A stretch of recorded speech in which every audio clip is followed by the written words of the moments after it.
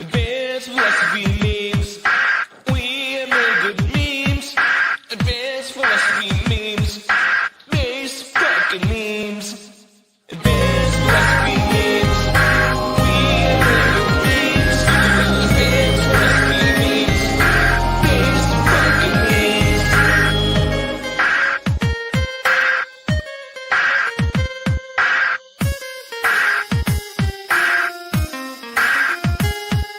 Shoutouts to Andreas, Deacon, my boy Scott, Pedro, and everyone else that engages on my posts, etc. Keep it up, man. You'll get there someday.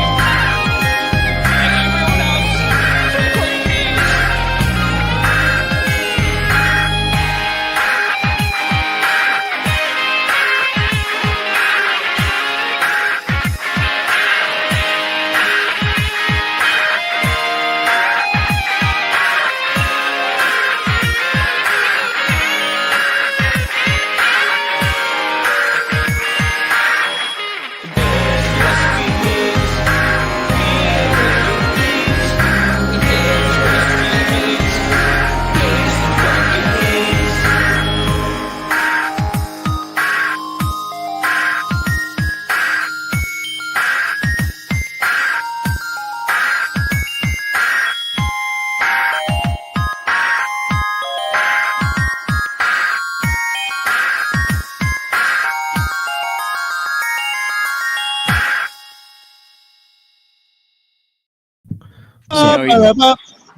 He makes you think he's not going to be here, and then you play his song, and it's like he hates the game, but then he starts winning the game, and he's like, I won. It's good to see you, Kurt. And whoa, yeah, Bitcoin is nearly 100K. We're in the 95 zone right now. Happy Bitcoin. Happy day of repentance. Today's a day of repentance. Look at Andrew. His skin matches the sunlight. He looks like emergency and safety at the same time. Good look for you. I'm glowing, I'm radiating. It's pretty good. So how's work there? What's going on with you? What's up, bro? I'm finally out of the black mold room. Yeah. So you make us all scared about black mold. Like I just had a quick cough and just a quick, and then Chris was worried I had black mold poisoning. Like, you know what? We should all be afraid about black mold. Probably. Well, you know, black mold only makes up what 13% of all mold, and then like 80-something% of all crime. So yeah, it's the minority. It's crazy. It's a big deal. Yeah, I feel like black mold is being blamed on a lot of like people who are manifesting like bipolar tendencies or something. Like, you know, I think it really became pronounced during COVID when people were like really forced to stay indoors with their spouses or something, or like their partners, and then they realized like, I don't know what it is. I just fucking hate this person. Or it's like, I feel angry every day I wake up or something. Maybe it's black mold that's just making me bipolar. And it's like, I don't know. Maybe it's a vibe shift that's making me. I don't know. Black mold's pretty weird though. Like I used to live in a place that I didn't like because it had black mold. Didn't understand that at the time. But basically what happened was I did videos there and I just lived in my van. Because I was like, it just feels weird. I'd rather sleep in my van. Come to find out like 6 months later, a bunch of people living in the house all got like super sick with black mold, and the person who had owned the building was just like painting over it every time someone went crazy and moved out. They just paint it white. Yeah, you know exactly what kind of. I know this is an ancient sort of reference, but J.K. Rowling's black mold house. Oh, I don't know this. Familiar? What is this? Oh, No. just look up J.K. Rowling black mold, and it was like a really hot thing on X, I believe it now identifies as. I don't know if I'm ready to acknowledge their new gender identity, but yeah. So they're saying the reason that she's becoming more and more unhinged is because this English countryside house, Wow. is just riddled. Well, why would she live in a house filled with black mold if she's super duper rich and like an MI6 agent? Shouldn't she be able to afford a place without black mold? Or is the black mold, like I would think the other thing about black mold is, you know, last time we talked about time travel and ghosts, let's talk about black mold and ghosts. How many movies and TV shows have you seen about some creepy place that really like? It makes total sense that people are freaked out and seeing weird stuff there. It's got black mold all over the walls, you know? That's actually a very novel and nuanced genre, I think, of like world building in fiction. Like if you like this world of rot or like this kind of like fungal infection. Like if you look at like Bloodborne or like Last of Us or some shit. Mm-hmm. I don't know. It's just something I noticed. I was like, this is, you don't see this that often, but often enough where it's like definitely a thing and it's fucking cool. Like I like it. I like those kinds of imagined like borderline apocalyptic worlds where, you know, there's like some mold or spore essence trying to kill you because you just can't. So are you drive saying, does mold have this sort of like otherworldly like access, the consciousness of mold? Well, is it like 100%. where are we going? Where are we going with what mold is? What is mold? Right, fungus. It's a fungus. What do we know about fungi? They're using neural hormones that we use. We use them in our neural hormone chemistry sometimes to augment ourselves. So we already know that it's. And what else do we know?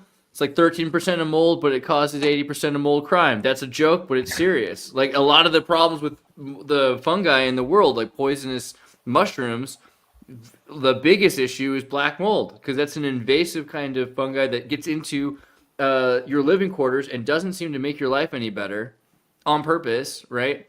So yeah, at very least, it's some sort of neurotransmitter consciousness. And beyond that, how much more aware is it than us? Mushrooms seem to be pretty freaking aware. So if black mold's somewhat aware, then it's maybe, you could say, ambiently conscious. Or beyond that, aware of non-local consciousness and other things to that. I mean, I would not be surprised at all if some mushrooms are psychic. And yeah, black mold seems like the kind of culprit for that. You know, it might also be considered like a natural, like a really detached outcome of like post-industrial housing. You know how these like structures are built now, and nature is just like, nah, fuck this shit. We're just gonna make this inhospitable for humans by saturating it with just some black mold that'll just make it not nice to live there. Kurt, if you were a mold, what would you do to deal with humans?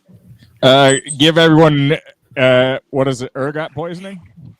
Yeah, right. Yeah, I feel like that would make more sense than murdering them. Yeah, like make them all trip out a little bit and then be afraid. What do they call ergot poisoning? It's like St. Anthony's fire too, right? Or something like that. I think so. Yeah, Is there Yeah, they say that some French town. We talked about this, but yeah, some French town thought they got ergot poisoning, but it was just the CIA spreading LSD in the air for an experiment. Yeah, it's true. Yeah.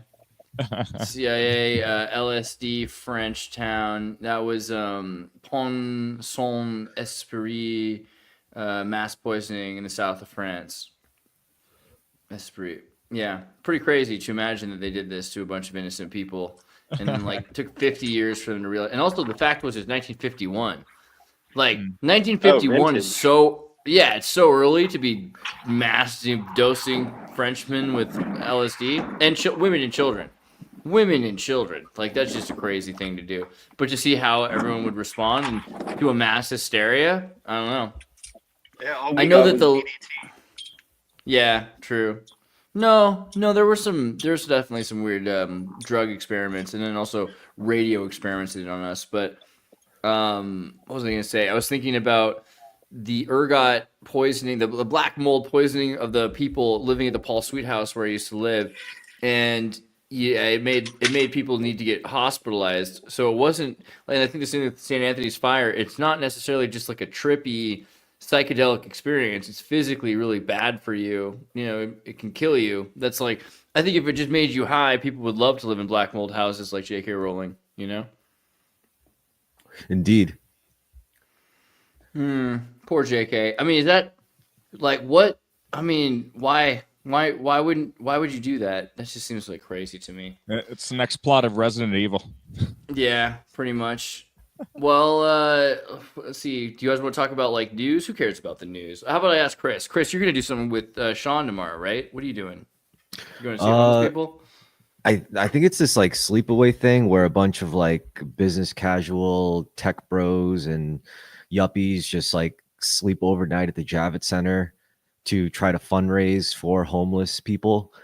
And I think the idea is like you go there and you could, I guess I'm assuming you also like network. Maybe it's just a reason to get people together, I guess. And it's almost like the cause itself is just like a backdrop for the event, you know, in and of itself. And it's really just seems like these days, at least culturally, people are just looking for excuses to like gather and commune, which is fine by me. And really, I'm just going there to like, cause to edit, you know, I just want to like film it, document interviews, and then edit it afterwards. Cause, yeah, I mean, I've just been on this bent of like production, learning more about design, and I'm starting to realize like that just could be applied universally to everything from like graphic design to my music to like the podcast. And yeah, it's just like changing the way I look at things, you know, like images and stuff, and like breaking it into thirds by frame and all this shit. It's been a interesting few days.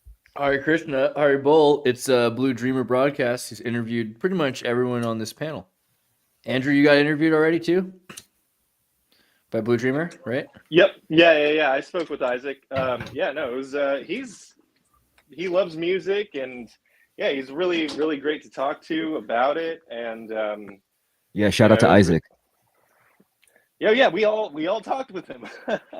Nice. Yeah, no, dude. I listened to all your all's episodes, and I pointed him in the direction of some other people that I knew who. Oh, you know what? Dreamer wanted to interview somebody. I recommend John Mills Warrington, Maggot. I think you should interview Maggot. Maggot's really cool. He's British and he knows a lot of cool things as well. Just since you're looking for people, I don't know, but also Chris, since you're talking about philanthropic events that are just social icebreakers or social gatherings, it's interesting. Like so many people are going to this as a networking opportunity. Well, But do you feel weird about that? Like, because it's supposed to be for helping the homeless, or is that not exactly? I don't feel weird about it at all. If anything, it's just I'm just a cynical guy, though. You know, like I'll look at something, Sure. even if it's shitty, and I'll be like, "Hey, look at that shitty thing," and I'll just move on to the next thing. You know, I mean, yeah, I try to be accurate, but I also try to be like personally detached from such things because I'm just like, you know, it is what it is, and the more emotionally connected or invested or biased I get, then the less like clearly I'm going to see the thing. So I try to avoid that, you know. And a lot of people like, you know, consider that callous, and I'm like, whatever, dude. You know, I mean, I'm not trying to get you. Well, you're not trying to pretend that it's not a beneficial thing to the self. I mean, Yeah. obviously, but you can see that. What do you think the reason that it's about homeless then for? Well, it's also because I haven't been to the thing yet, so it's like I can only assume and like predict so much, but until I go there and check it, that's why I'm willing, because I don't know what I don't know. So, yeah, I'm gonna check this thing out, and if I could make a good enough or interesting enough edit, and maybe I'll send it your way, and you could do something with it. So earlier today, I got some paper. Well, actually, I think it was yesterday. I got these papers that were from the social democratic communists, basically the Jung Socialista Politik. Yes. And it has things like good arguments, which are basically like, hey, you don't actually have to think for yourself. You know, you can just memorize these arguments, and if a capitalist infidel says anything about landlords or property, you could just be like, blah blah blah blah blah blah blah. But I was wondering what you think. Okay, go ahead, Chris. You had a thought before I finish. I mean, I was gonna say, it sounds if you actually memorize that kind of thing, and you actually use it, I think eventually it's gonna go from like just spitting out canned lines into, well, why do these work? You know, eventually you're gonna start seeing the framework of it, and you're like, oh, okay. And I think that's like the magic thing, right? That's the magical moment. If you practice something long enough, you're like, oh, I see the system behind the system, and it's like that's kind of the thing, like, because yeah. you see like the kids meeting, and I was wondering about it because they have like a building, and then they have a projector, and they have a bunch of food in there, and I'm thinking like, you know, whoever figured out that if you just like put food and drink and a projector in that room, then they're going to get all of these 20-year-old to 20, 18 to 25-year-old kids that are idealists right before they learn from reality, from the hard knocks, and become cynics. And then but by that point, you get more kids in there because like there's always more kids. So you can constantly just kind of train these kids until they get to the point where they start thinking for themselves, which you can stop for the most part. But even if like 80% of people do move on, there's always new people that you can train with the same rhetoric. But I don't know.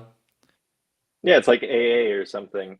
What you get enough slogans and taglines, and if it Well, what do works you for think? enough people, What do you think Jesus and his parables were all about?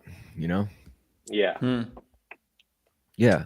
No, for What do you sure. mean by that? Jesus parables. What do you mean by that? Oh, it's this concept of like where you tell like a rhetoric pretty much, and you know you could take the story literally, and it might not mean as much as if you actually see the allegory within, or quote unquote read between the lines. And I guess that's when you know, it's like the same thing I guess we're talking about. Like if you train someone in a certain way, even with just debating or arguments, then eventually ideally I would think they would start understanding the framework, because like Framework. they're gonna be like, why does this argument, if what about this argument in this discussion works, and how can I use that thing that works in a different argument, you know, like. And I guess that's when you figure out how to debate, how dialectic works. And Yeah, I think also just ahead. being in that age, you're transitioning from childhood to adulthood, and the universe acknowledges this like special flavor of creative energy that you have, because we all know how powerful children are, to like energetically, I guess you could say, but they don't quite have like the tools and the experience to like apply this magical thinking that they still have. So and also this is sort of like touching on like whether or not reality is downstream from consciousness or whatever. So if we're all co-creating, if you could kind of like indoctrinate them into a certain way of thinking while they have access to a certain kind of energy and are just approaching into this stage of life where they could really like start to manifest things in a more tangible way,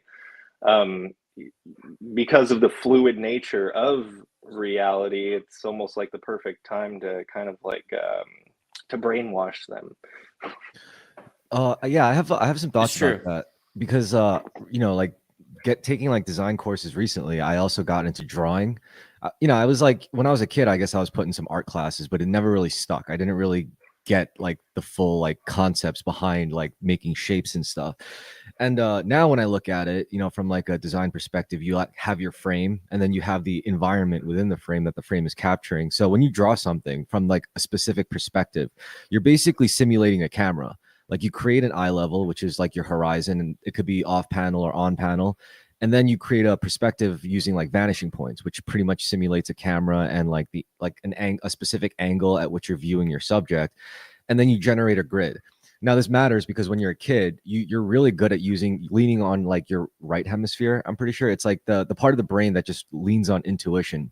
And then there's your other side of the brain, like your rationalizing side. That's where frameworks and systems and rationalizations and good arguments come into play, and reasoning. So that could actually get in the way of drawing. So it's like if you're not exactly trained in like specific systems, like to be able to like harness that intuition, you're just going to look at an object and they're going to be like, draw this. And if you don't really like aren't trained in any kind of framework, you're just going to try to like do a 1-for-1 copy, starting from here, starting from there, and you're going to start trying to replicate like whatever details catch your eye first. But once you learn how to apply a simple horizon, set your vanishing points, create a grid using those vanishing points, which is very easy to do when you actually do it, you pretty much create your own three-dimensional plane. And once you create that, then you could draw whatever in it much more accurately. And to do that, you use platonic forms, you use shapes, you use like cubes and spheres, because you know, assuming you're trying to replicate like a model of a figure or a person in your virtual 3D plane, that's going to be like yeah, you're basically going to have to create like shapes first, and then within those shapes you're going to like flesh out details like a face, arms, fingers, or elbow joints or whatever. And also you have all these like crazy guides from like ancient wisdom, like the golden ratio. You know, like I already mentioned platonic solids, but there's also the golden ratio. Like if you look at our arm, it's like our hand is like, multiply that by 1.618 and you get your forearm, multiply that by 1.618 and you get the rest, and so on and so forth. And yeah, it's cool how like, I mean, this is godly shit to me. It's divine. It's absolutely divine, because it's like you know, that's but back to what you were saying, how like, you know, as a kid we use primarily our insight and intuition. You're more free, and then you have to learn how to like integrate that with your rationalizing side and your logical side, and that's hard to do. And it's like a series of like things you have to like kind of figure out, or like it's like a specific, you have to break through certain thresholds, and then all of a sudden it like synchronizes or harmonizes in a way. And I don't specifically know how to like systemize that to just apply it to anyone. It's probably like a mixture of experience, insight, intuition. I don't know, but that's just what I was thinking when you mentioned like the different phases of like creating and being creative as a human. Mm-hmm. Yeah, no, it's I kind of got sidetracked by your tangent about the godliness of But creativity. yeah, I mean, I say I'm like, mathematicians find God in their work eventually for a reason, right? Mm-hmm. And that's, you know what I mean? Then you start getting into Matrix. architecture, It's like the Freemasonry. yeah, that's the programming. That's when you start like cracking into the programming of actual reality. And it's like, okay, so then how is this relevant to me? Well, if you apply these principles to the way you think, feel, and act, suddenly you become I guess a more than an Aligned. NPC. Yeah. Yeah. Yeah, you become a creator in a true sense. Yeah, that synthesis of the right and left hemispheres, and sort of using the gathered experience of the prefrontal cortex as it starts to reach maturity is, there's always talk about the 27 club, but I feel like there's like a threshold in your mid 20s where if you survive it, and insurance companies even know this, then your chance of survival like drastically increases. That's why after you turn 25, your insurance goes down, because it's like, look, if you've made it here, you're likely going to make it quite a bit longer. That's a good point. Yeah. But it's about, it's like how people generally only listen to music from like a certain period of their lives, maybe between like 10 years old and like 30 years old if you're lucky, and you just keep cycling through that. And that's because music is really good at programming people and giving people like a safe, comfortable space. Ideologies can sort of function in the same way, if you get people at the right time and the right point in their lives. And I kind of want to loop back again to just sort of like socialism, I guess, because I was looking up what it would take for me to become a bricklayer in Holland, and they're freaking desperate for manual laborers. It's like saying Japan's desperate for breeders. It's like everyone's like just scarcity everywhere. I'll fill it. Well, but there's so much abundance that they don't feel the need to. There are things that are dying because they're so comfortable. You know what I mean? It's like they got the exact perfect amount of bread and circuses, but then it's like, who's there to sort of maintain the infrastructure to keep all that stuff going? So yeah, the only requisite was like, you need to be able to speak at least English.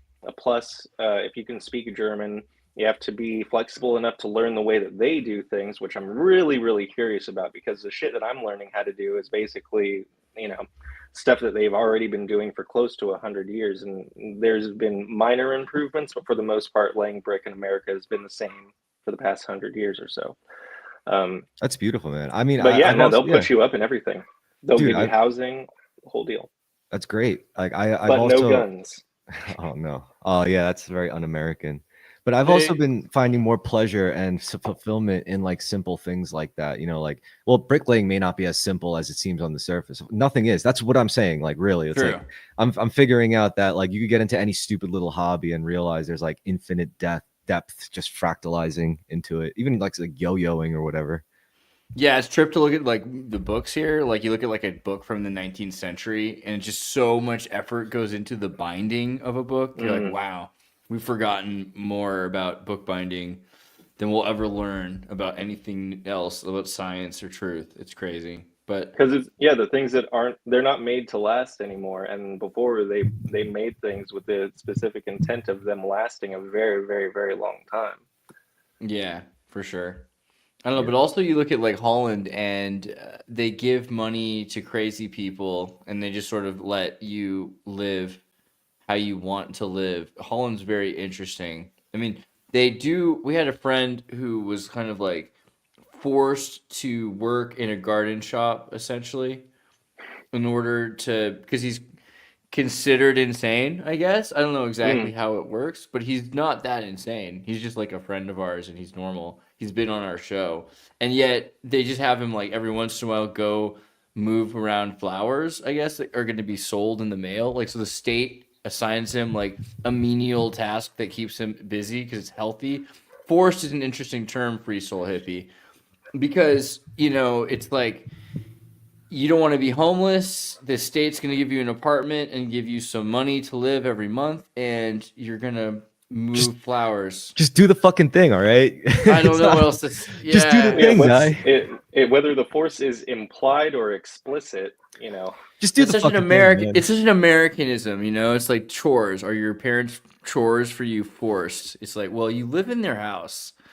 I mean, are they forced to endure you, you spoiled brat? I mean, I don't know. It's kind of hard to say. It's hard to say. I don't know.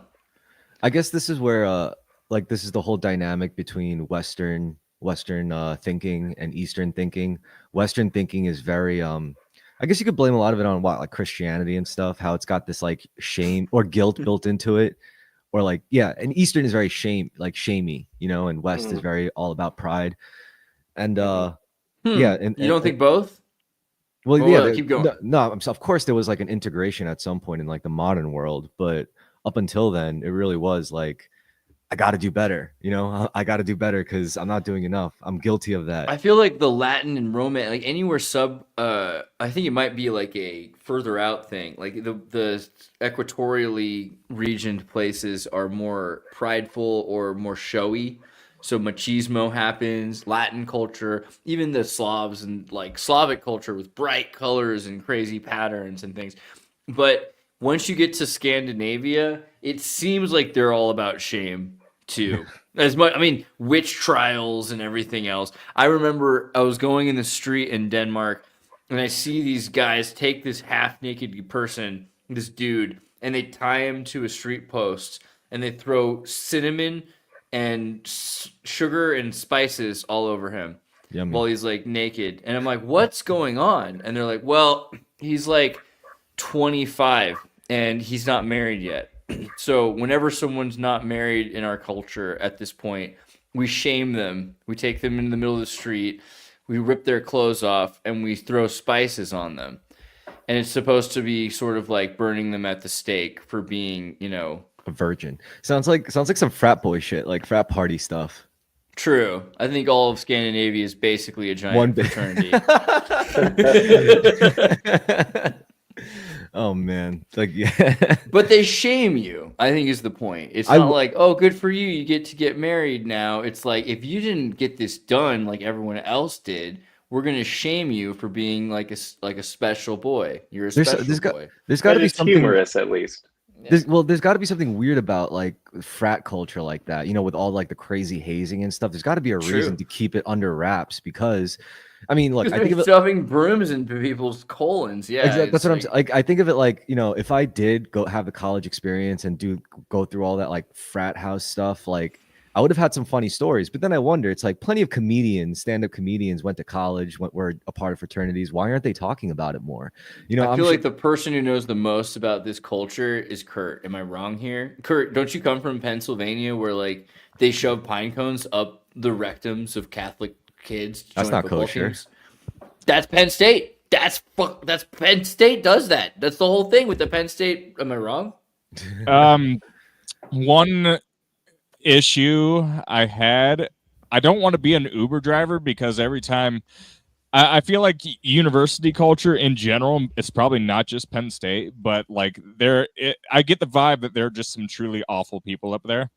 And so I just don't want to carry them like in my car and have all that awful. The Sandusky scandal, right? Sandusky oh yeah, scandal. so like everybody's like they don't worship God around here. They worship Penn State football.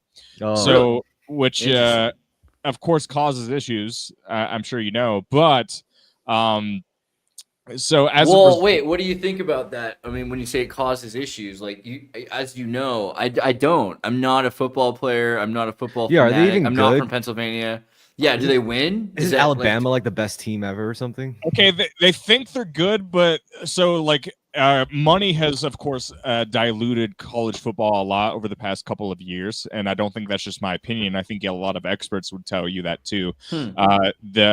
The Big Ten Conference was totally restructured so that essentially the Big Ten Conference is really watered down now, but that'll maximize revenue for a lot of people. Like the whole revenue thing has really distorted. Well, like everybody knows this, like with the whole, Tyson Paul rigged fight that went on. There is no such thing as purity in sports now, and it's probably worse than it's ever been in that regard. So when it comes to specifically football, people like to think the team is good, but every time they have like a challenging team, they lose, and people complain about it because, James Franklin. I love hearing every November that James Franklin can't win big games. I think it's hilarious because James Franklin was 100% a political hire to kind of help people forget that the last coaching staff of the 80s had a child molester on it. It's like I would feel embarrassed to tell anyone outside of this area, I'm a Penn State fan, because they could just bring up the Sandusky issue, So yeah, that's the thing. But then I started to realize that's like probably everywhere, and that's just sort of like the fact that we heard about one is because some kids weren't ready for that culture. But that culture exists everywhere. Is that not right? I mean, I don't feel like it's right to be like, oh, it's just in Pennsylvania. I feel like Pennsylvania might be like our purview into that world, but isn't that it's kind of like when people say you go to jail, football, it's like the same thing, right? There's a lot to philosophize about general power structures. Like, people follow the powerful and they excuse them for abhorrent acts. Like the sheer amount of cope that was going around in the wake of the whole Sandusky trial, it was like people didn't want to go out of their way to correct the wrong. They wanted to go out of their way to try to protect their idols, and their idols were people like Joe Paterno.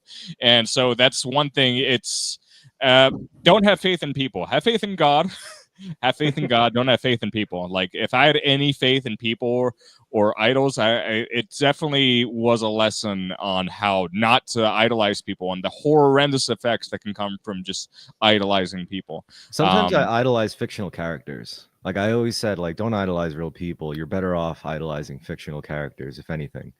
Well, it depends. I feel like I like how in the Bible, this is like, okay, so many thoughts now. But first, I want to circle back after this to what might be good about peer pressure and torture or whatever it is we're saying happens to you, like the abuse of being in a fraternity, because there may be the reason that these people are successful might be tied to the fact that they're systematically traumatizing each other, right? Mm-hmm.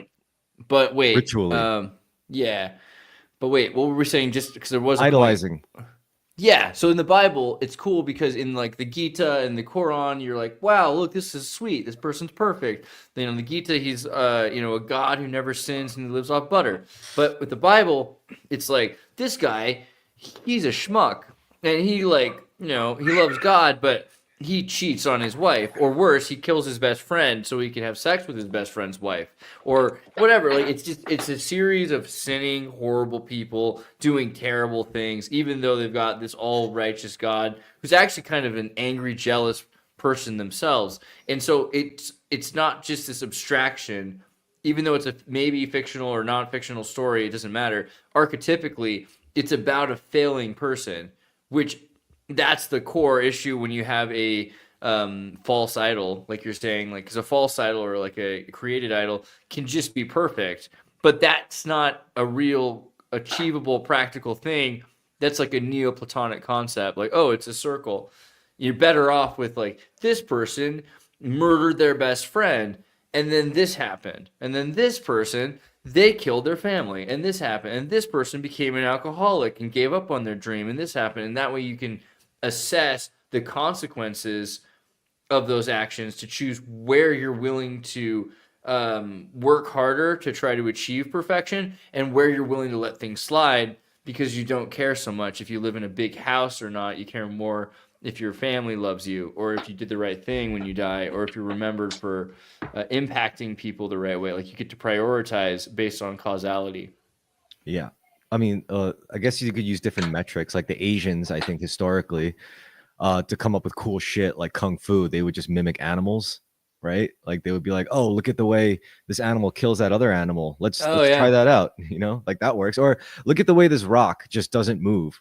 Let me be like that during difficult times. You know, it kind of makes sense. Yeah, that's like it's crazy we don't do that more. So I was thinking Yeah. about that earlier today because there's I mean, like the Nietzsche farm. did that shit. He was like, don't be the Shih Tzu, be the wolf. You know, like Well, that's what science right now, when we get to nanotechnology, it really starts to become biomimicry. Well, biomimicry should be looking at how things are efficiently done and have evolved and refined themselves to be done perfectly, right? And a lot of the animals in nature. I was thinking earlier about ant hills. You can tell supposedly from the Farmer's Almanac and from some certain natural like this is a thing done by like pagans and everything. It's to look at the size of an anthill, and it tells you how cold it's going to be because they're deciding how dense they need to make their anthill and how high above the ground and everything. But it can predict months ahead of time how cold a winter will be. And some of the best information we have to predict that. So, I mean, yeah, we should always listen to what animals are doing in nature. But what about the torture? You don't think that that's useful? No, I mean really, because even like animals do it.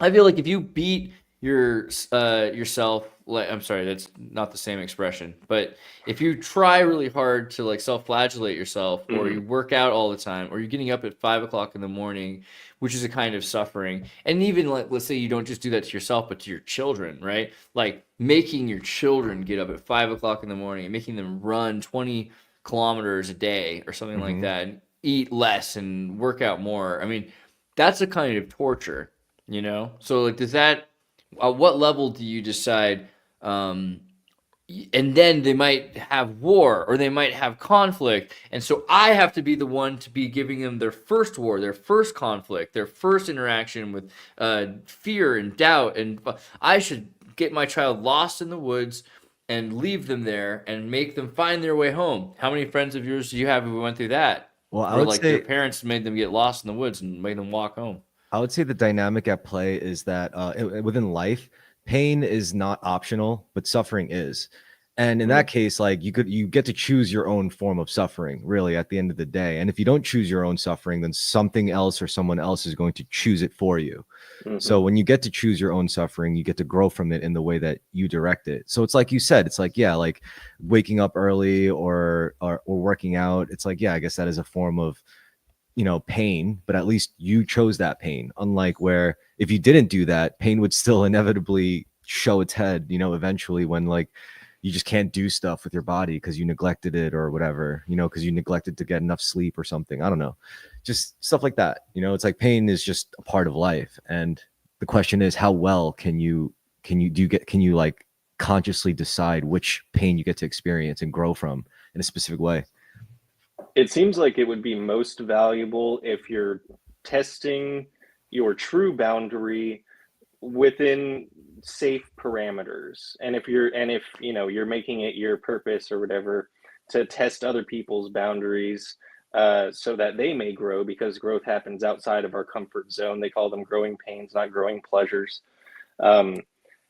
Finding out where that safe boundary is, but also creating a safe environment for kids to test boundaries on their own. So I think the issue with the hazing thing is that, you know, everyone has different boundaries. And if, you know, this fraternity, for example, is setting general parameters like, oh, you need to drink this much, or you need to get paddled this many times, or, you know, swallow this many hot dogs, who freaking knows?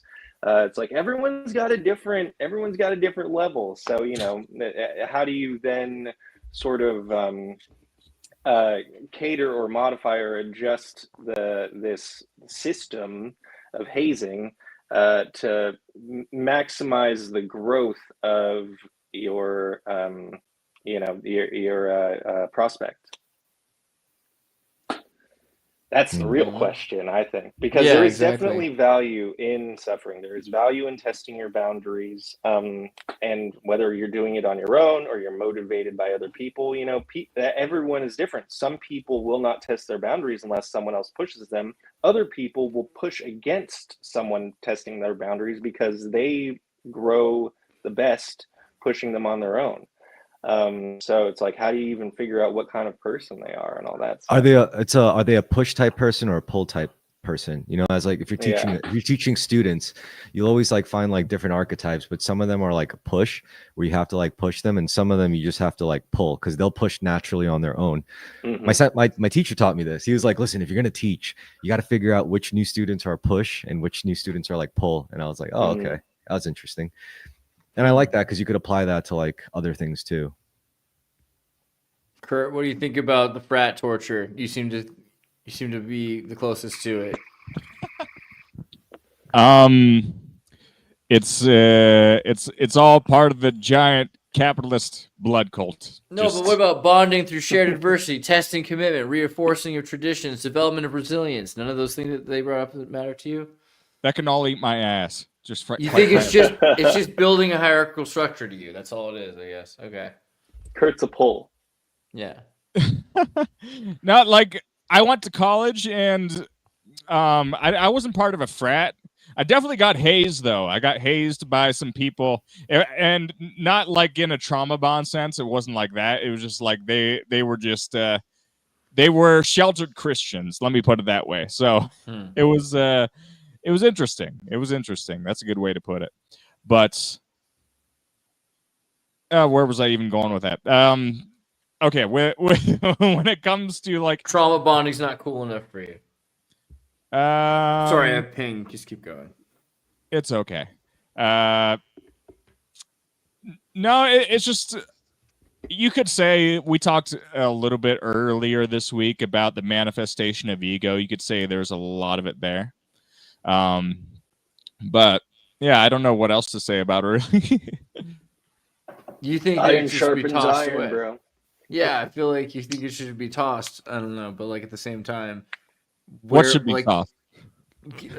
Like frat hazing or the suffering aspect of hazing. I feel like we're trying to come up with a justification for why it is so centric to basically any sort of apprenticeship. I mean, it seems like it's almost all apprenticeships have some level of hazing to them. And even beyond that, I was asking earlier, like, did you guys ever have your parents, or did you ever know someone whose parents made them get lost on purpose and follow their way home? Right? I have a story about that actually. So it's not my own family, but it was psychotic because it was a work thing, like with one of my friend's jobs. And he worked in Boston, like around Harvard campus, and he works at this like health food place where they sell like these weird Vietnamese sandwiches, but they're all health based and very nutritional, and it's good. And when he got the manager position, his boss apparently like drove him out, like picked him up, and then was like, leave your wallet and your phone home. So he did, gets in the car. Then they drive to like a really bad neighborhood somewhere in Boston, if there is a really bad neighborhood or whatever equivalent. And then he's like, all right, now get out. And he took it like 2 hours away from his place and he just drove away. So he had to make his way home from a bad neighborhood back to his place. And then the next day he goes into work and his boss was like, that's how it feels to be a new employee. And just to teach him some, like as a weird hazing ritual, I was like, that's psychotic. And I was like, and he said, he was like, yo, just don't mention my name if you tell that story, because he talked to his lawyer and his lawyer was like, you can't do that. And I was like, if someone did that to me, I'll be like really upset. I'll be like, yeah, it's dangerous, especially like in California, dude. Like people get tech people like that die. You know what I mean? So like get lost 2 hours from your home. But I don't know. At the same time, wait, Kurt, you got a thought? Look at you. What would you do? Oh, what would I do in what situation? Doesn't matter. What were you gonna say first? Okay. Like, all right. So there's an irony in the whole like frat. Like, So it's probably more, the whole hazing thing is probably more common in fraternities than it is sororities, although it does happen in sororities for sure. Yeah, I don't know how much insider information there is on that, but it's probably a little bit more prevalent, specifically when it comes to the male side of it. And so I picture the whole frat structure as kind of like the people, the people that think, you know, watching Andrew Tate will turn them into an alpha. Like, it doesn't actually work that way. So like if you you go into the frat scenario, they put you through like the pledges and stuff, and really all you did was just humiliate yourself. There wasn't any like tangible benefit from the whole thing. But yeah. And there's like just watched I'm starting to read Crime and Punishment. A lot of people say it's good, I guess, but Good book. I like that one. there are parallels between lessons of, I guess, unnecessary suffering within that book specifically as well too. So some suffering can help you grow and all that stuff, but yeah, some of it, if it's just unnecessarily self-inflicted, it can harm your growth rather than assist it. So did you guys all see Butterfly Effect, the movie? Yeah, With Ashton for Kutcher? sure. Remember that scene where like he first changed his life in a major way, but then he wakes up in like his perfect life, like he's in college, but he's a part of a frat, and it's like everyone's expecting him to like. It's not explicitly stated, but they're all like all the nerds are like kind of scared of him, and they're kind of like, why are you being nice to the pledges? And he's like, what? It's because he's a completely different person. So it's like apparently in this new life he's like an utter asshole because he's an alpha dominant, and he dominates, and he's teaching, and he's creating this hierarchy, and the hierarchy is order, and it's the more perfected order. Although it seems like I forget, but there was like suffering in that world still, because he like put all the suffering onto the brother. Yeah, right.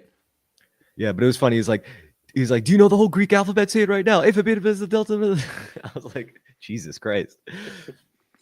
Yeah, I mean, I think I could take it though. Like, if honestly, it's like, if I was getting hazed, like, I don't think I would like start a fight over it. I'd either take it or I'd just be like, this isn't for me, and then I just leave. But I don't think I'd flip out and snap and be like, you want to fight, bro? Like, I don't think I'd be that guy.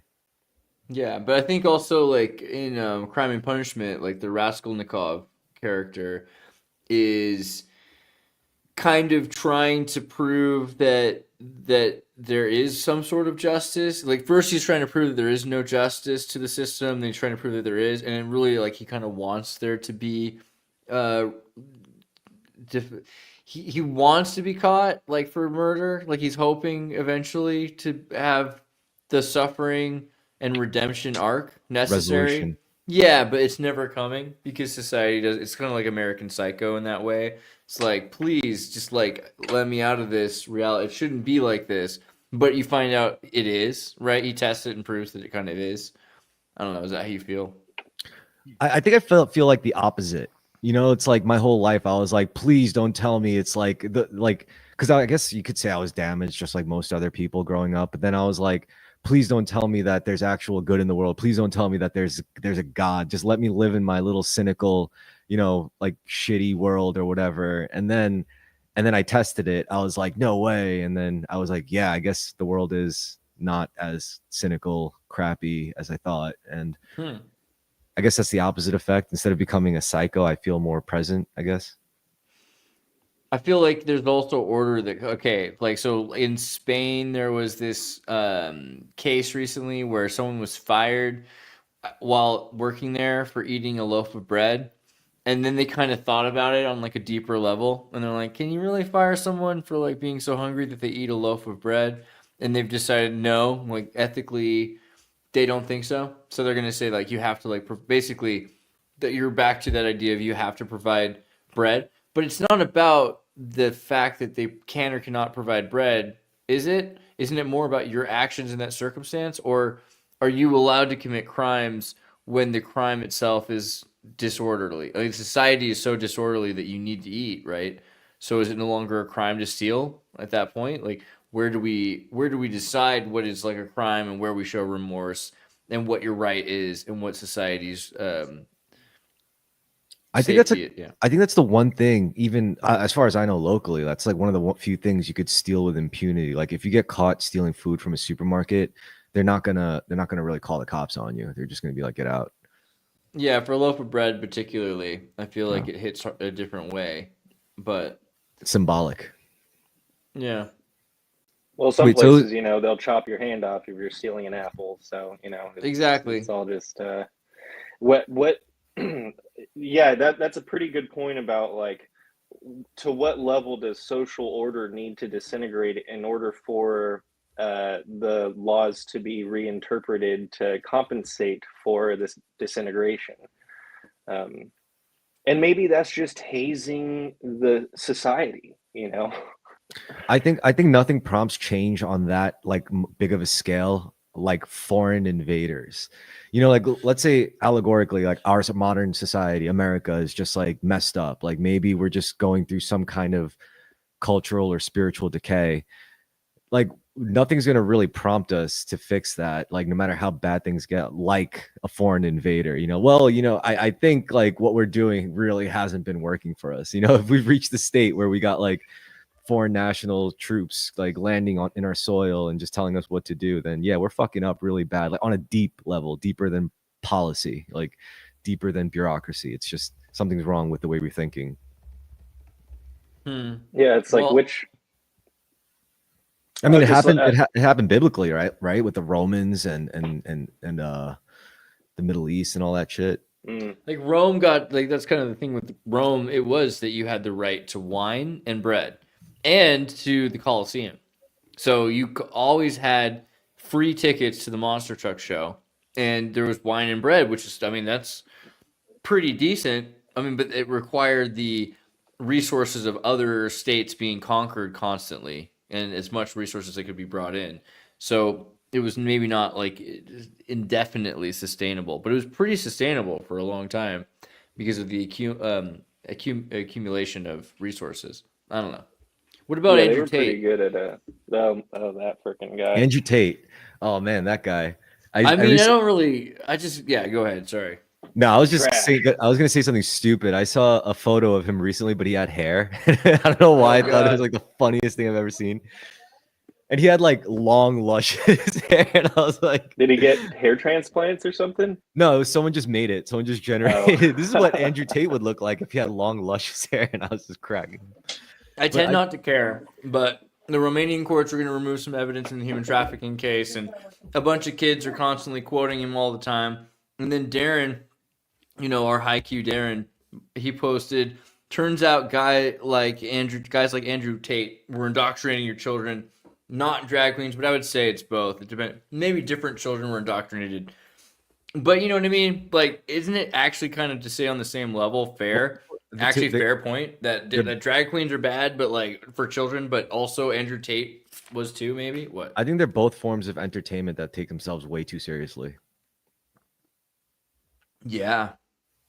Right? I mean, I don't know. But also, how many freaking high school kids are quoting Andrew Tate now? It seems like a little more than I thought. All right. Well, when I went to high school, I like a lot of the boys were like constantly quoting Rocky Horror Picture Show, and that was a thing. Maybe I just went to a more softer high schools, but yeah, that's what I mean. Like, I think we were there's more Pink Floyd and Rocky Horror Picture Show when we were kids. Yeah, we were just maybe we're a little older, and that's why we like. I agree with that.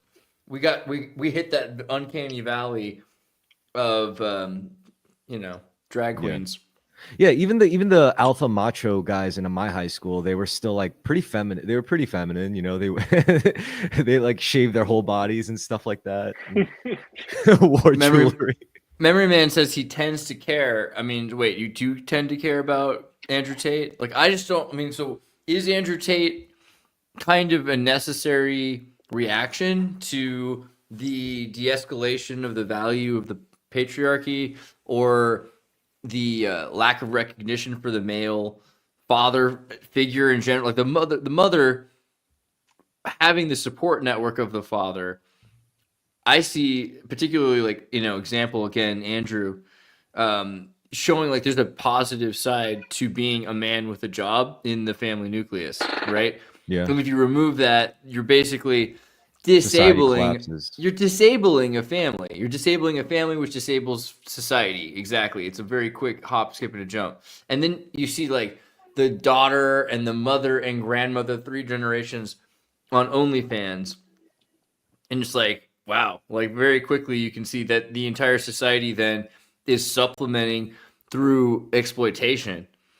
And maybe we're better off with a family that is at least working together. I don't know. So Andrew Tate is pushing for this idea of the family, and it's so antithetical to the, hey, we're going to have a male and female partnership and maybe it'll work out, maybe we'll break up. Instead, it's like, I own you, right? Your body, my choice. All those kinds of thoughts, which are reminiscent to what we heard. Well, we were talking about last week, your body, my choice, meaning vaccination. So it's just in the inversion. It's the same logic being reapplied for the masculine energy. Is it not a kind of mind control, or is it essential? I don't know. It's also inefficient. I mean, if I really wanted to convert people into my little dynasty, I'd be like, listen, it's God's body and it's God's choice. All right, my body, it's God's body, God's choice, mine, yours included. Like, you know, did you forget to consent? Get some consent from somebody? Yeah, yeah, exactly. So it's like it's more efficient. You know, it's more. Mormons use it to great effect. You know, true. Yeah. So if Tate. So maybe if Tate leaned less on the masculine macho shit and leaned more into the God stuff, then, you know. Well, doesn't he kind of though? Because I don't know. He does a little bit. Don't pay attention. He's a Muslim though, right? He talks to Islam. I think so. And that's what interested me about him, because he would talk about like God and, you know, like how like the devil is real and stuff. I'm like, okay, let's hear what this fucking millionaire has to say about God and the devil. Yeah. But I feel like that this was a weirdly accurate post from Darren, just because it's, except for that it's the word not, but still just that these things are really so weirdly on the same level. Is it not? Like, I feel like the only thing comparable to Andrew Tate is drag queens reading to kindergartners. But also there were like, I don't know if you may, a lot of people may not have noticed, but before Tate, like there was like Tate's just the most potent manifestation of it, like the climax of this kind of genre. Like before him, wasn't there a guy like Dan Bilzerian or whatever? Oh, no, I just remember that we were bringing up Magnolia, and Tom Cruise in Magnolia is such the, like, respect the cock, love the, you know what I mean? He's like that character. And it's also because he's like the idea of having a kind of closeted homosexual or something like that who has like father issues. You know, there's always that level about Andrew Tate that you have to wonder, like, what is his actual masculinity? I mean, he clearly has issues with being bald that's freaking him out or something like that. A lot of people that are bald seem to have problems with the fact that they're bald. I mean, but yeah, if you look at like what works for him and what doesn't, what does work for him is I guess you could say he made like something of a cozy life for himself. He has all sorts of toys. He's got women. He's in shape, I guess. But I think, like, you know, that's mostly his relationship with God. And I don't think it's really good when you try to apply that relationship to your control over other people, your social influences. It's not a like a 2-player game. You know, that's for you. That's for your benefit and your, like, and then you ideally you become a better person, but you shouldn't use your like God narrative to try to, like, I guess, bend the will and bend the minds of other people. Like, it's probably not all right. I like the transvestigate. Oh, I should be really careful with that, with moderate search, if anything. But the transvestigation stuff about Andrew Tate was pretty funny.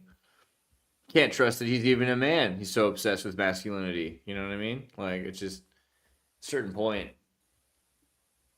Yeah, like, what is he even trying to do? Is he trying to sell something? You know, is he trying to? He just literally just wants to milk people for money, and that's really all he is. Or I don't know if that's, maybe he's working for some other entity. Who knows? Here's the one that was like, itty bitty living space. Poor Andrew Tate. Okay, I'm better now. What about private property, Kurt? Do you want to have some? Do you like the idea of accumulating any private property, and then should you be able to give it to your kids? Very loaded question. That's not the answer everybody wants to hear. Like if you want to if you want to live in an indoctrinated society that believes in private property, well, that is a form of ideology, certainly. But how removed are we from being, tribal, social species if we start believing in any sort of, property rights or the idea of privacy? So if you go like to a bunch of like actual tribes in a bunch of we'll say Eastern islands outside of Asia. I'm spitballing here, but it's very factual that Terrence McKenna talks about them a lot. In those societies, basically, everybody's half naked. You're free to fuck almost whoever you want, but there are no. They're all dudes. Yeah, everybody's just hyper connected, and so if everybody isn't hyper connected and everyone's atomized, well, how much does the idea privacy or private property play into the negative consequences of that? So if I say no, we shouldn't have private property, that isn't to say that I believe in the authority of the state, because the state is also the idea of the state is a great schism between that former connectivity between people. So it's really, if you're truly anarchist, you'll be anti-state, anti-private property. You'll be anti a lot of things. But like we're so far removed from our internal monkey brain that it's hard to break outside of that ideology and actually, I think, look at things without that indoctrinated view. So, but like, if you really want to change the world for the better, you do have to peel back those assumptions that we've had as a society for a very, very long time. And so now it just seems so difficult because everything's essentially globalized. Well, like how do we return to our primal nature now that everything's been globalized? It's possible, but I think the answer to that is it's a very dangerous game, because think of it this way: there's 8 billion people, right? And out of like the whole key to that is embracing one's instincts. Like our monkey brain, as you put it, like our primal instincts, it's really our deepest instincts. Like that's what we're repressing essentially with like modernism and all the trappings of modern society. We're really just, it's making us soft because it's making us detached from our primal instincts because we need them less.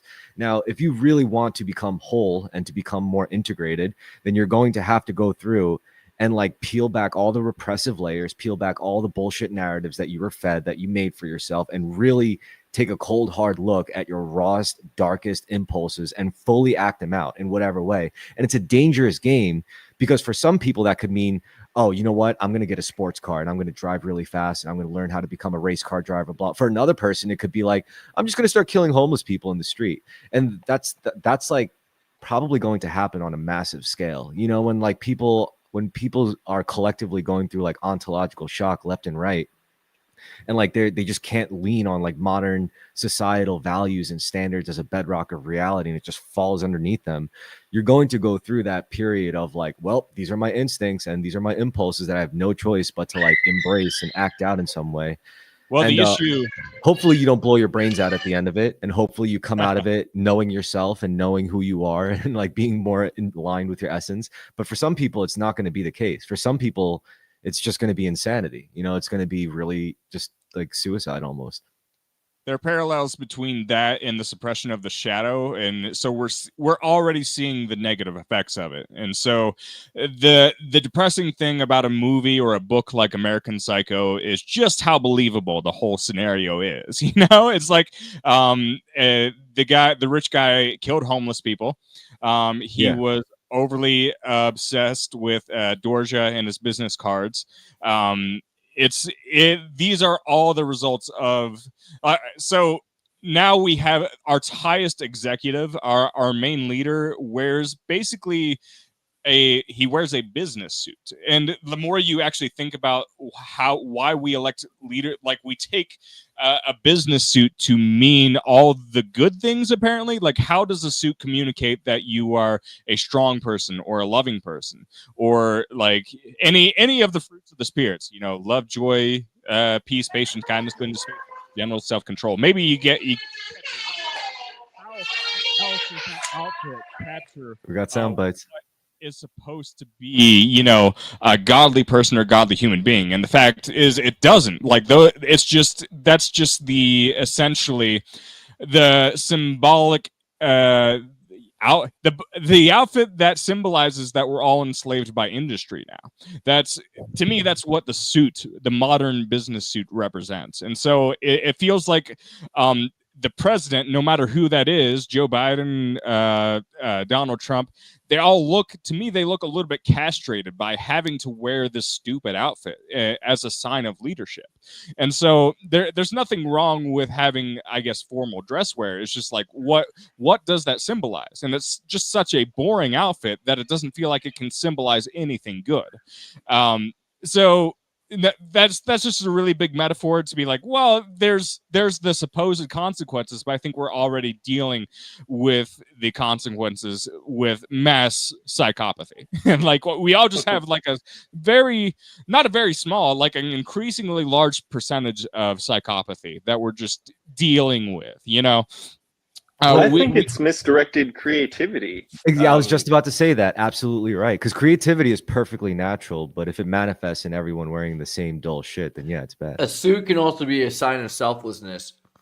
If everyone dresses in these colorful me outfits, it's all about their ego. But if you dress like a waiter, it's to say you're going to serve them. But I don't know about that. When you say like, because we're talking about style, and style can be a very intangible thing. And if you really think about it, like what style actually is, divorced from just trends, style is a reflection of basically the way you move. Like, not like in a literal sense physically, but that too. But it's like, I forgot where I saw this, but like it was a specific stylist. They said if you look at like a 4-quadrant axis, everyone has like a specific shape of their movement. Like some people, like their energy and their vibes is like a squiggly, loopy line. For some people, it's like a sharp saw, pattern. For some people, it's a straight line. For some people, it's like a scribbly thing. So, it's basically like the straight line person would be like a no frills, sharp, that's how they move. So that's how you want to be aligned with your style. And then you'd wear something like a sharp suit. Now, if you have like a bubbly, loopy personality, and then you try to put them in and misalign them in like the wrong thing that appeals to the wrong shape, then, well, you got a mismatched sense of style. And yeah, it really is like a part of it. It's part of knowing yourself to such a degree where something like finding your style is very natural. You could be honest with like, how you move through life, it might not even be something you want to like tell people or define who you are. Like if you say your style is cool, mysterious, and dangerous, well, you could apply that to anything from the way you dress to the kind of music you make to the kind of paintings you choose to draw and shit like that. Also, the tie was a Croatian invention, so thanks, Croatia. We came up with that. But don't need to look like King George IV. That's just my opinion. The reason why the cravat is cooler than a tie, though, I think what you got to do is bring back the cravat, because Croatians, it's more like a bib. You know what I mean? Like it's sort of this thing that you wear to keep the wind out, and you can wipe your mouth on it when you're eating. It's great. It doesn't have to be all boring. Yeah. And then they were like, if I make it long, it could hide the buttons on my shirt. Yeah, I think a big part of it is like, so again, with the word Slav meaning slave, right? So wearing a suit is sort of saying you're not just a servant, you're a Slav. You're a slave that knows how to speak to the other servants for the master. The captain will have you communicate what needs to be done to the Moors and the Celts and you're a Slav. You're in charge of the other Britons, and it's like a higher kind of slave is maybe what you're saying by wearing a waiter's outfit. How can I serve you, right? I think that's a huge part of why you wear the suit. And that's kind of cool because you're saying, I'm not just all about me, where clearly they are. That's why they're trying to say they're not all about themselves. They're wearing a suit that hides that they're self-obsessed. They're like, oh, look at me. Really, I'm here to serve you. I'm really just a suit. No, you're a psycho, self-absorbed narcissist, most of the time.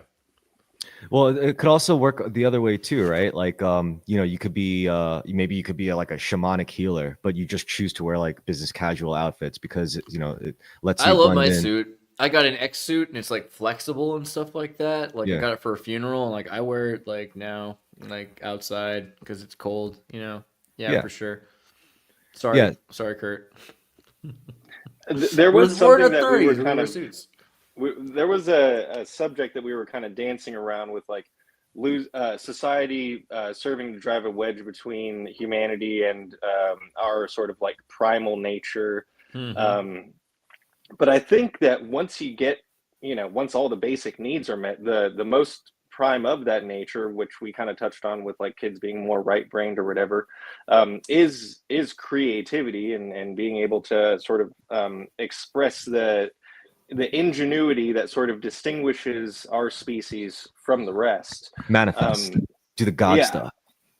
yeah. So when I really hate referencing other podcasts on a stream or whatever, but I was listening to Rogan. Theo Von was on Rogan, and towards the end, Rogan was saying basically that once AI assumes control, or we surrender control to AI, it will realize that the best way to maximize the efficiency of resource utilization, human resources included, will be something that resembles socialism or communism. And this is what he said. So Yeah. Give that man a banana. People, right? So then he's talking about like, oh, people will lose their purpose or whatever. It's like, I think that once you get people out of survival mode, it gives them more room to actually find it, right? Because right now we're using our ingenious nature to figure out the best way to be an artist who could also market ourselves and find a way to socialize and build a family if that's important to you, or advance your career if that's important to you. And it's like, if all of that, and what is that to serve? Is that to serve the rest of society, maybe to some degree? Is that to serve your ego or maybe satisfy your parents? I don't know, probably for some people. But ultimately it's about self-actualization, right? So if you take care of all that other fucking bullshit, like you get to really find out who you are, you get to find your purpose, and there's a lot of systems that map this out too, like the whole chakra maps. Each one is blocked by a specific emotional thing, which is tied to insecurities, survival, sense of scarcity, or the Kabbalah tree structure. Or I totally agree, it is all about self-actualization.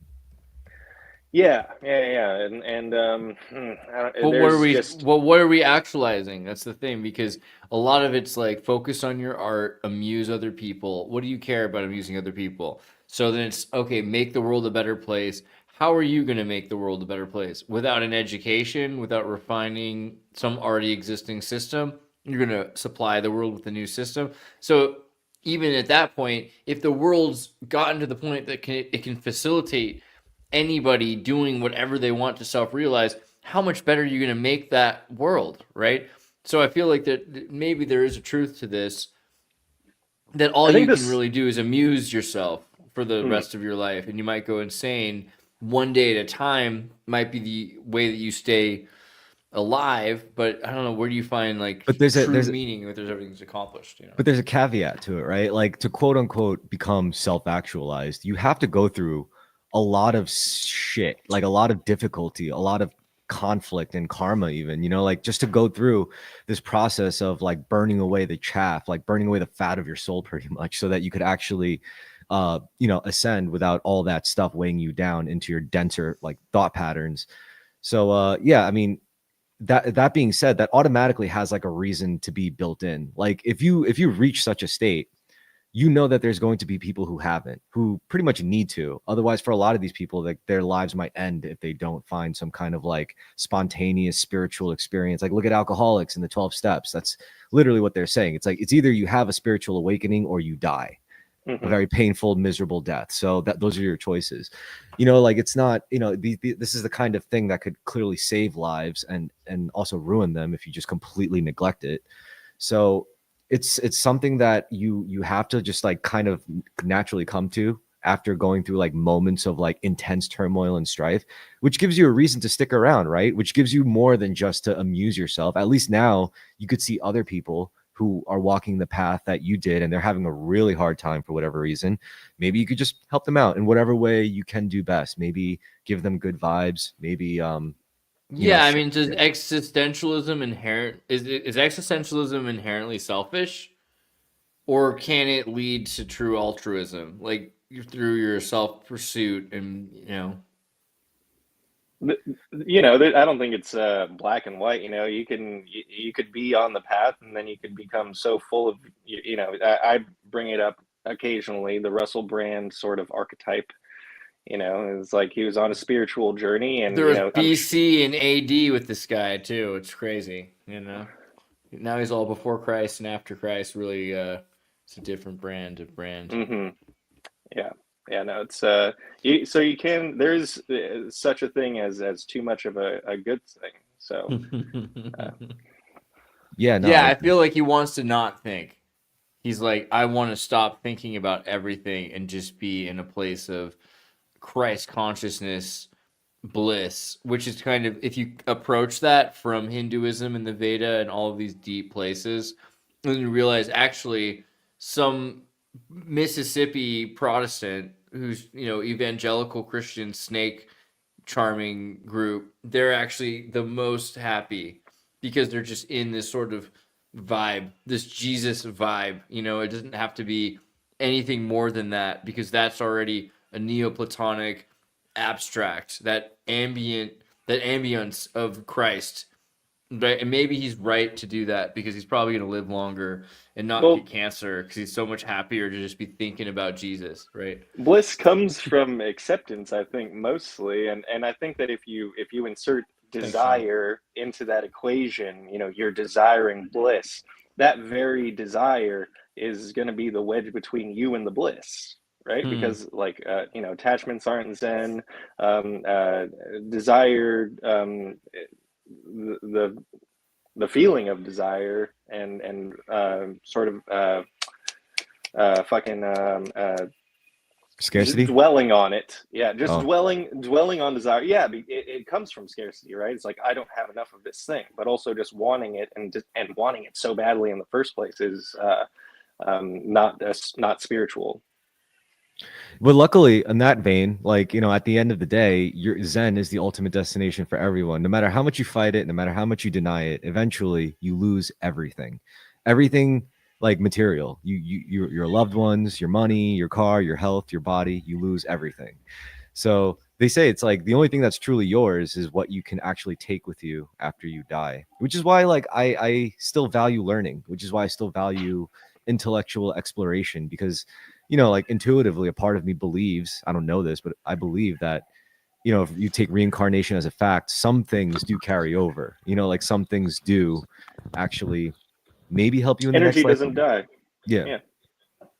If there's something that you're just uncannily good at in this life, maybe it was the one thing you were allowed to carry over in your next lifetime from your save data or whatever.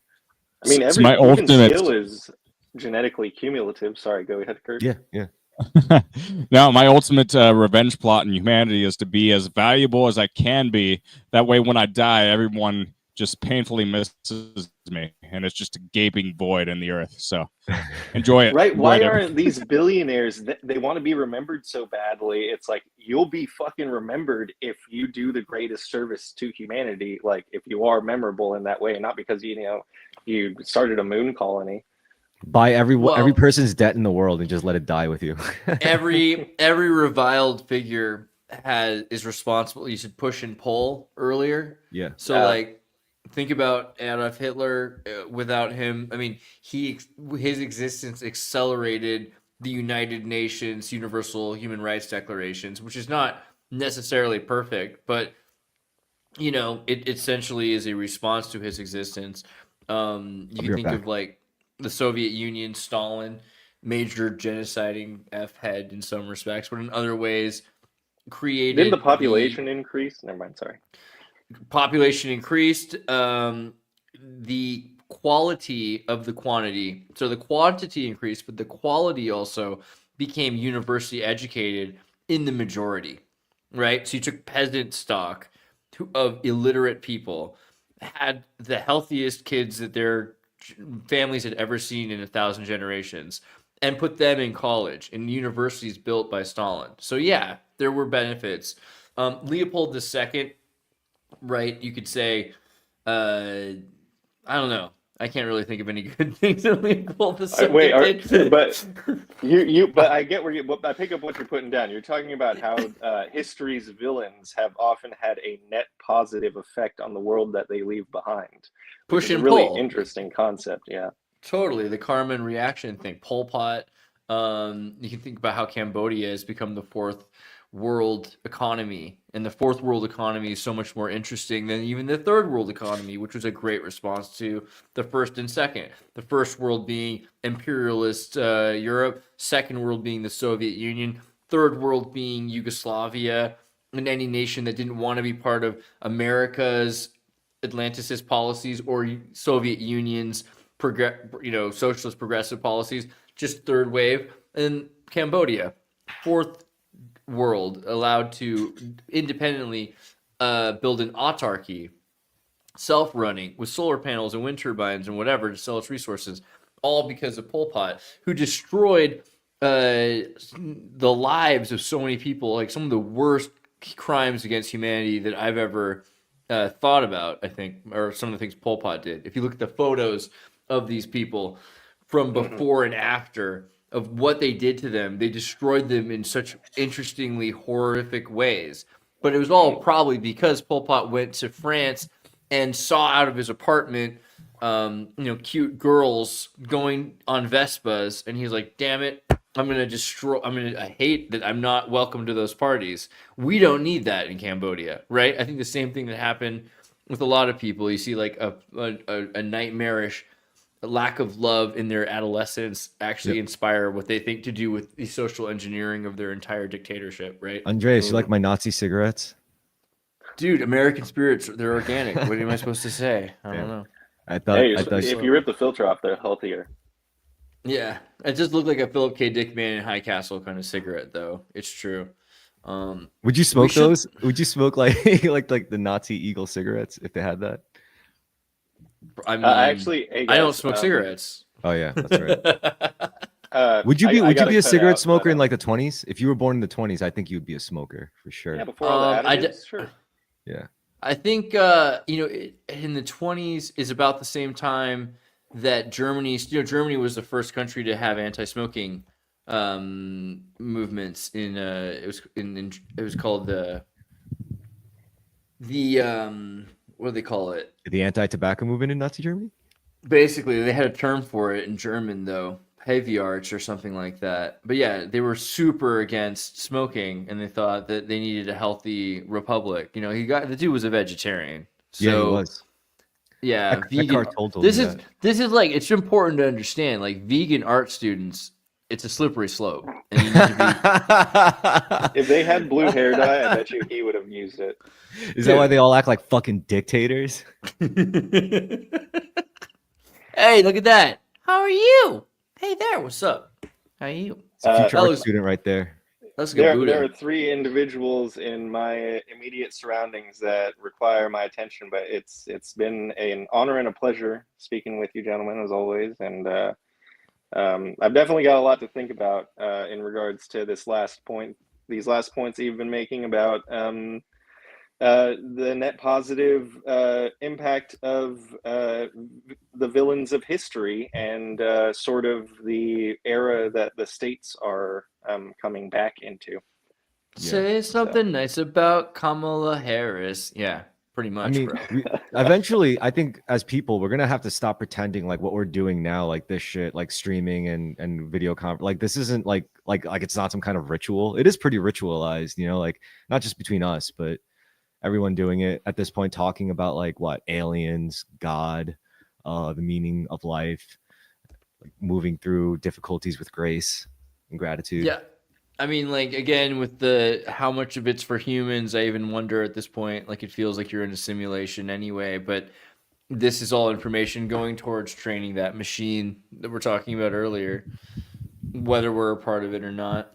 I don't know, Kurt, what do you think about evil in the world in terms of it causing a positive response? We just talked about Pol Pot and Stalin, Hitler with his anti-smoking ads. What do you think about that? Push and pull. Pushing polls. It's what we're good at. No, it's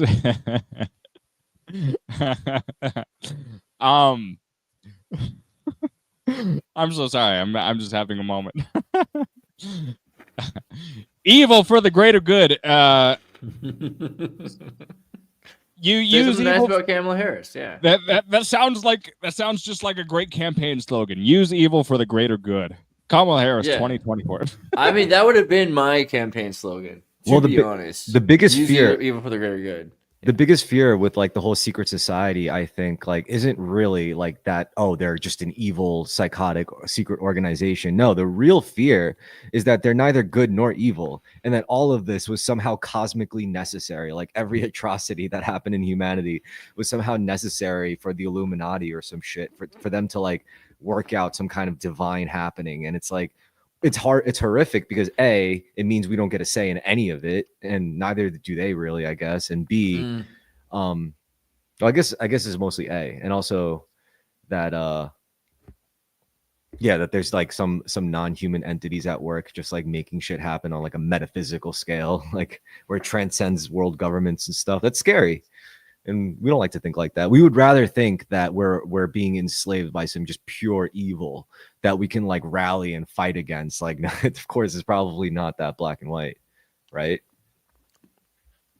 I think a lot of it's short-sightedness. Just people are so short-sighted they forget what's going on. It's so easy to manipulate them. But there probably is some real legitimate evil to an extent. I mean, I also noticed though, every good story and every biblical thing is about God using, like we said, sinners who do horrible things to kill their friends, to have sex with their wives, using people like that to do good, and also using, in general, evil itself, like the evil one kind of thing, to do good, right? Like that's also, I think, so if that's godly behavior, I know people are saying, oh, that's what God does. You can't be like God. But isn't that kind of the goal? So wouldn't you want to be godly by using evil to do good? Yeah, it's like imagine being a game designer, like you're designing an RPG. What the hell is an RPG without like a villain, without villains, without evil, without bad guys, without conflict? So, and the whole point of the RPG, right? You play through it, you go through the conflict, you beat the evil guys, and then at the end of it, oh yes, you get to become a hero. You get to see character development. You get to see redemption. all that. Yeah. So, I mean, it's again, it's not great. It's not great as a lowly human that I am, having to like go through these like these extra natural forces, just like using me as a pawn in a great cosmic game. But I'll accept it. It's like, why not? Sounds fun, neat. Must be fun for them. Must be nice. Kurt, no, maybe. Evil's destined to lose. That's right. Yeah. So But- use it or lose it. Use it and lose it. No, I think so like it's hard to operate on philosophies of negation, so it's hard to say, don't do that. Say how do you make any sort of coherent definition about evil? That's step number one, I guess. But also on top of that, how do you see yourself in that great grand scheme of things? If you were to ask every single individual, like, do you want to be on the force of good? I think, generally they just want to say yes, but shout out to Trinity. Shout out to Trinity. Yeah. Shout out to Trinity. But she loves it. Careful, dude. She wants you to shout out her name like that. Thanks, Trinity. But no, Trinity is an example of evil for the sake of good. Yeah, she's chaotic, good, evil. Yeah. Yeah, no, I don't think you should see yourself as the more you see yourself as, if you see yourself as someone that's, thinks that they're nobly manipulating evil forces, like it doesn't really work that way. It's like putting yourself into a sludge pit and thinking that you're like, oh, look, I'm doing something heroic. It doesn't really work that way. So it's just like, but there's also the other side of it where if you try too hard to meddle in people's affairs, it's you can't save people. You can try to do good things, and intent does matter to a degree, but the more you try to save the world, sometimes that just also amplifies the effects of evil as well. So what do you do with all of that? Just vibes, bro. That's all it is. Just do some new age yoga. That'll fix everything. That that'll work. Listen to me. I'm on a podcast. You should listen to me. We are nothing. We Yeah, are so- we are just dead. We're dust. We're absolutely nothing. Yeah, Our so, like- legacy is nothing. what Kurt, what you were saying about, like, all right, now, like, what side do you want to pick in this game? It's almost like, honestly, sincerely, if the more aware you are of this like cosmic polarity at play between not really just good and evil in the simplistic sense, but positive and negative, like the more aware of it you are, what, like, doesn't that entice you less to pick a side at all? Isn't that when you start thinking like the dungeon master, where you're not really beholden to like smaller interplay of polarity, where you get to create your own interplays? You know, like Andreas does it with the group, right? Technically, he does this dungeon master dynamic where he cultivates like kind of like a conflict area where people could act out and, self-actualize in their intellectual way, where I'm sure he doesn't agree with everybody in the group, but he gives them a space to like say their piece. Then another person comes in, is like, you're my enemy, I agree with you, fuck you. It's like you get to see that whole thing play out. And yeah, that's kind of seeing, like, if you thought smaller, I guess, and it's like, no, the like, this narrative is everything. Whoever is president is going to determine the world, like the world's well-being or not. If you think like that, Yeah, then it's like super antisocial people. That's one of the reasons the group works really well. Yeah, Is because people that don't understand relationships are the perfect people to find like politics mysterious. Like it takes someone who doesn't understand relationships to be confused how people in politics are friends with each other, and even though they're on the other side of the cabinet, they go to the same barbecues, they're in the same frats, they're like Skull and Bones with Kerry and Bush and everything like that. It seems really intuitive if you talk to people in the real world, but I think more and more people are isolated and lonely, and that's why CNN was so entertaining. It's like, wow, politics, this is how the world works instead. It must have been the whole time that we didn't actually have to be friends to make things happen, to solve problems, to communicate, to argue. Yeah. No, I'd say that's a good point, but maybe that's changing. Like maybe people are. I'm so sad that we have less fights. You know what I mean? Not us personally necessarily, although that would be cool too if we had because if I was a sword fighter and you were a sword fighter at the same time, and it was just this that'd be crazy. But I meant more like we had such a good thing going in the group this year because of just all of the politics and people that argue with each other. And we still have some good ones, Like I love Darren. I love Anthony Bosma. But yeah, I think we're losing some of the people that feel like they're losing the fight. And it's like, it shouldn't feel that way, because once people leave, it's like the storm is over, And like, I hate it when it feels peaceful in there. And it's just starting to feel kind of peaceful because some people just don't want to fight, I guess, about their opinions anymore. I don't think that has to. Yeah, I mean, I agree with you. I think it was a lot more entertaining when it was when the waters were like a lot more rapid. But I mean, samurai culture had like similar patterns where there was wartime and they got to like they got to live out their stories, earn their glory in battle, and do all that stuff. But then they had to go through peacetime, and that's where like a lot of like unsavory things would also pop up, like corruption and greed and all this shit. But there were good points to it, because peacetime allowed all these swordsmen to self-reflect. This was more of a personal time to like, okay, we're done like focusing on like external forces that I'm against. Now I have to like look inward. And so when it comes to the group, I would hope, ideally, since now it's like there's less of a, I guess, a need or whatever for conflict, like open conflict like that, maybe people will start talking about themselves more, instead of talking about their fucking political enemies all the time. Like, I like, yeah, dude, I get it that you disagree with that guy. He has different beliefs than you. Okay, what are your beliefs about? Let's dissect that. That's what I'm interested in. I'm always interested in dissecting my own biases and my own beliefs. Like, when did I start believing that shit? That's kind of one of the ironies. So a lot of the people that are going to leave now, or that have been kind of upset, are people that are upset that like Trump has won the election, for instance, or that in general that their side is not the status quo in international sense as well. And I think that's sad because when you're no longer the status quo, which is the way it was, I mean, it's just a flip, right? It was the other way around like a minute ago. When you're no longer the status quo, you get to be the outsider, the black sheep, the minority voice, all of these cool things. You get to be the devil's advocate. You get to be the critic. You know, I think the critic's the best part.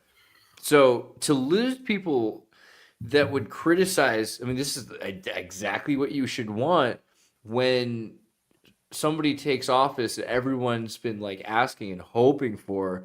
You need critics in there to be like, hey, they're not doing what they said they're going to do. They're doing this other thing. And then we can argue about that. And I feel like we're not going to see enough criticism if people feel like they lost. Like the losers are the ones who need to perpetuate the criticism against the winners. We need that voice. I think the real winners and the loser, like, because you're pretty much pointing out a battle between the critics and the supporters, right? But Yeah. I think like both are the losers. Like the critics and the supporters are the losers. The real winners is being the subject that people are arguing over. You know, because you're then at that point you're not really beholden to what someone else is doing. You're just doing the thing. And then you have critics criticizing you and supporters supporting you. You should be beholden to neither of them. And that's the winner. That's when you're truly like a non-NPC, I guess, you know. Like if you're stuck there deciding on whether do I support this? Am I against this? It's like screw that, you know, like Yeah. you might if you're against it, then live the opposite. Then you don't have to criticize. Then you could just embody what you actually believe in. And if it works, there's no argument. There's no argument necessary. Then you get to live in direct contrast to the people you would criticize. But hey, I don't even have to bother criticizing you. I'm just gonna like everyone could see it. Everyone could see the way you are, the way you live versus the way I am and the way I live. Let your intuition guide you. Like I don't have to spell it out for you. I think that's a good point, actually, that, modeling will end up working in the long run. But it's nice to have the argument because the argument allows for hypotheticals.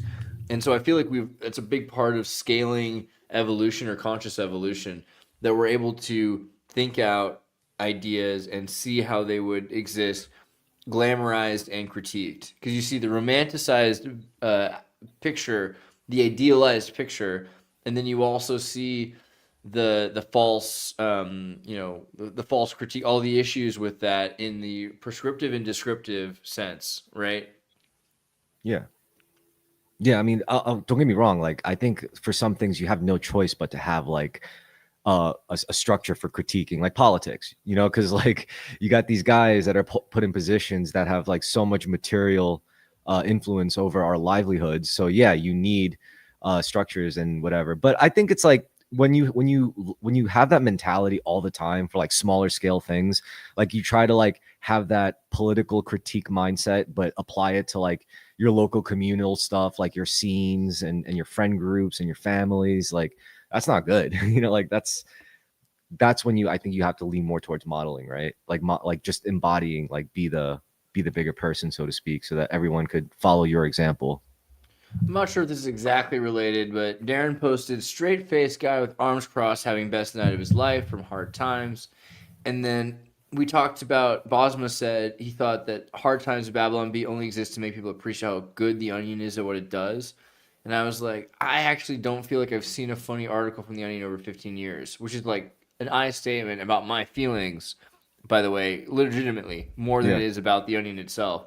And Bosma says, maybe if that's the case, is it you in the case of The Onion, you chalk it up to no longer finding it funny as a consequence of becoming desensitized to satire due to our living in a post-irony online world where too many people live to troll and troll to live, right? And that said, The Onion's purchase of InfoWars has the potential to reinvigorate the brand.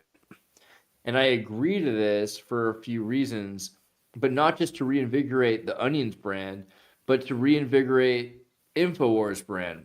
Because if we're living in a post-truth world, while InfoWars was attempting to be careful and stay within the truth moniker before, now as a fake news site, it will be able to say all these things that it otherwise wouldn't have been able to say.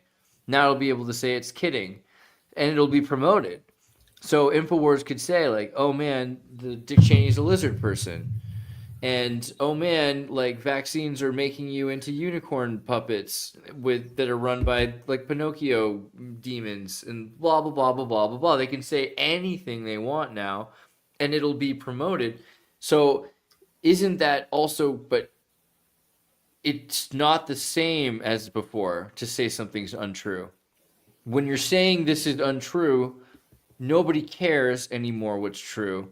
It's just what you feel. So it feels like they've made the InfoWars brand much more powerful if they make it a fake news onion brand, right? It's like the Daily Show with Jon Stewart at that point. Yeah, it's kind of like trading sincerity for satire, pretty much. But the satire might be more sincere because we don't believe in sincerity anymore as a people.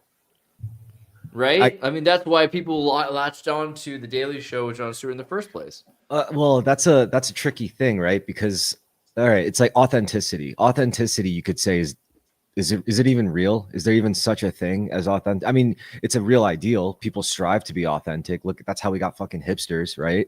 You know, and like seriously, like hipsters became the way they were because of out of a desire to chase this elusive, intangible thing called authenticity, which, you know, culturally might not exist. But I think authenticity can exist in like platonic forms. You know, like when you think of designing a flyer, right?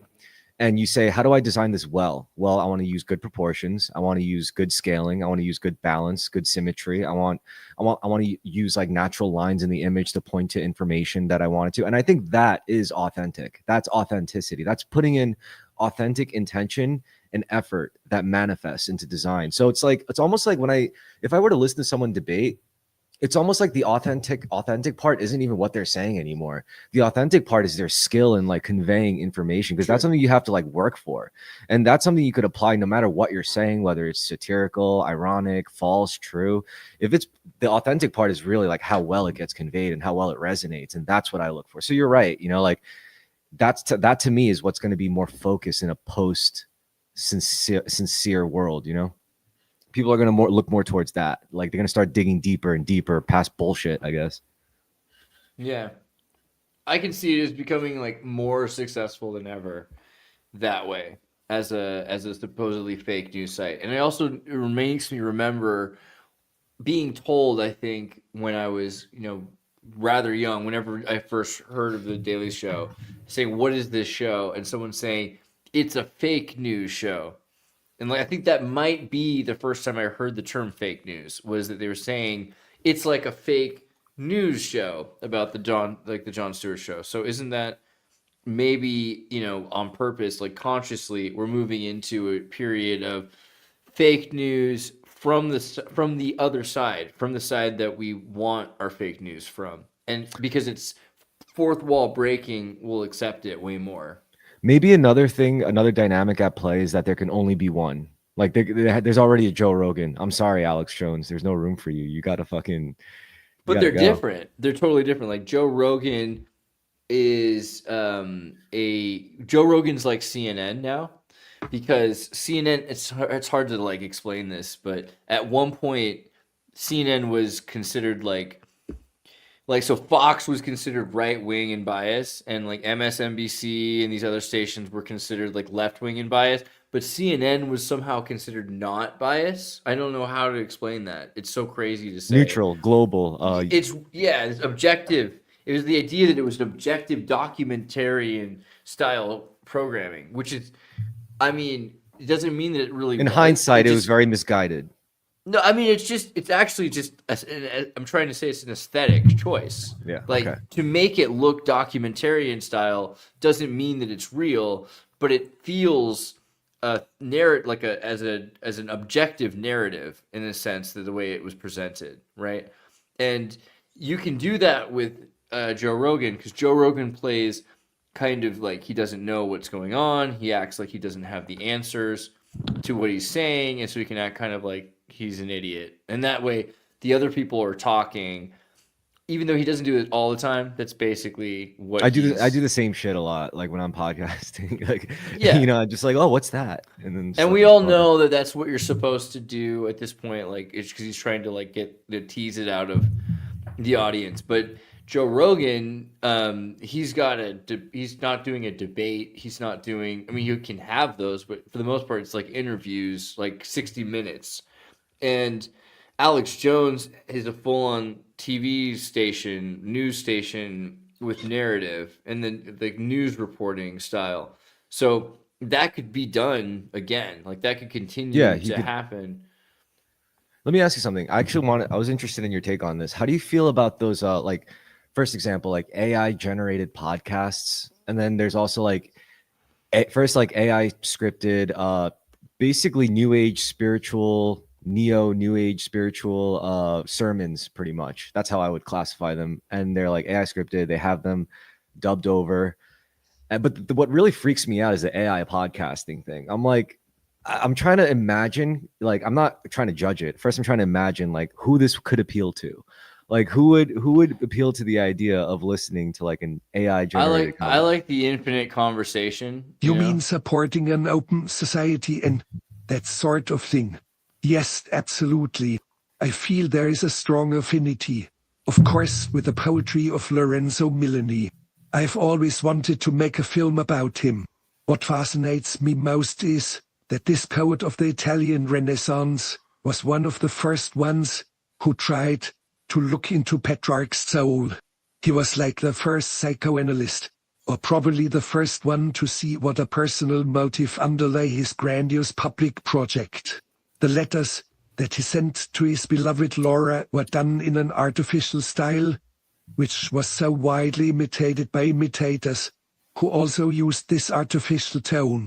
I guess this you could consider this as like a meditation. A proper psychoanalyst. Sorry? You could consider this like some kind of a meditative thing, right? Like listening to this kind of stuff. Yeah, and like Absolutely.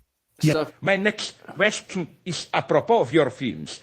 I think that in almost all of your films, from Fitzcarraldo to Aguirre to Boise, it's always the same problem, the problem of madness. What is it that makes people nut? We know this answer all too well. It's primordial trauma. I like how they got his and lisping. so on.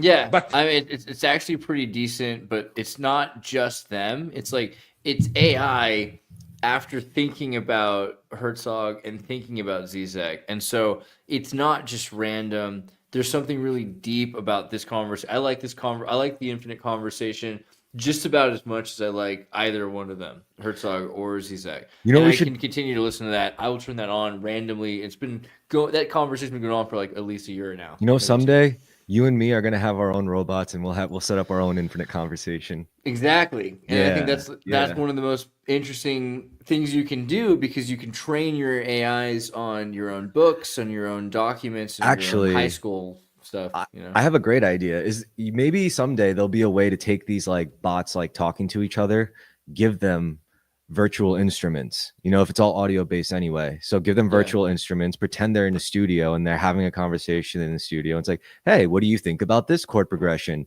And then they'll even do like the right inflections. Oh yeah, that's really good. Here, how about play it to this? And then that would be awesome. I think I could easily see that happen. We're getting easily, there. We're getting easily. there. Yeah, basically putting them together in a video game world, and then with AI tokens doing chat dev, and there's multiple versions of this now. But Yes. chat dev's a multi-agent AI, and you can set it up to have multiple, like AI think that it's like a company of 20 people that are trying to escape the simulacrum, or that they have to build you some software. And one of them is a lawyer, and one of them is a program designer, and one of them's in writing the manual for the software as well. Yeah. So all of you pretend that 8 months happens in a blink of an eye, and then they hand you back all of their schedules, calendars, notes, and all the apps that the company has worked on for the last 8 nanomonths that just happened. That's hilarious. So I mean, It's horrific. take that world and then put that into giving them the access to instruments and being able to play with physical modeling And synthesis. then from they'll wave-scale send you functions. demos. It's like, look what we made, Mr. Executive Producer. Kurt, isn't that what you want to do, Kurt? We could take you and clone you into like 24 Kurt dolls. Yeah, making music with each other. I think he froze. No, thank you. Well, the truth is, I call this necromancy. I don't know what else to call it, because imagine if Kurt died, but all of his data was already in the net, and we were able to generate him 12 times over, create a band of Kurts post mortem. And it's a homunculus, I think, is what, right? You're making a homunculus out of Kurt. Yeah. Well, we already did it to Zizek just now with that other guy. Like Right. after they die, that'll still be up. Yeah. Yeah, you don't want us to make a homunculus out of you? I mean, I've already kind of done it, Kurt. Like, you know that. Yeah. I remember when I first saw that, my friend was like, that looks kind of racist. I don't know, like I mean, You think people. I don't know. I don't even know what racist means. What? Oh, you think I'd be far more wealthy if I had a real homunculus, but I don't. Yeah. Maybe. I don't know. Yeah. Maybe money's not the thing that comes from. What's the point of money? Isn't money another kind of test or curse? No, I think money's good.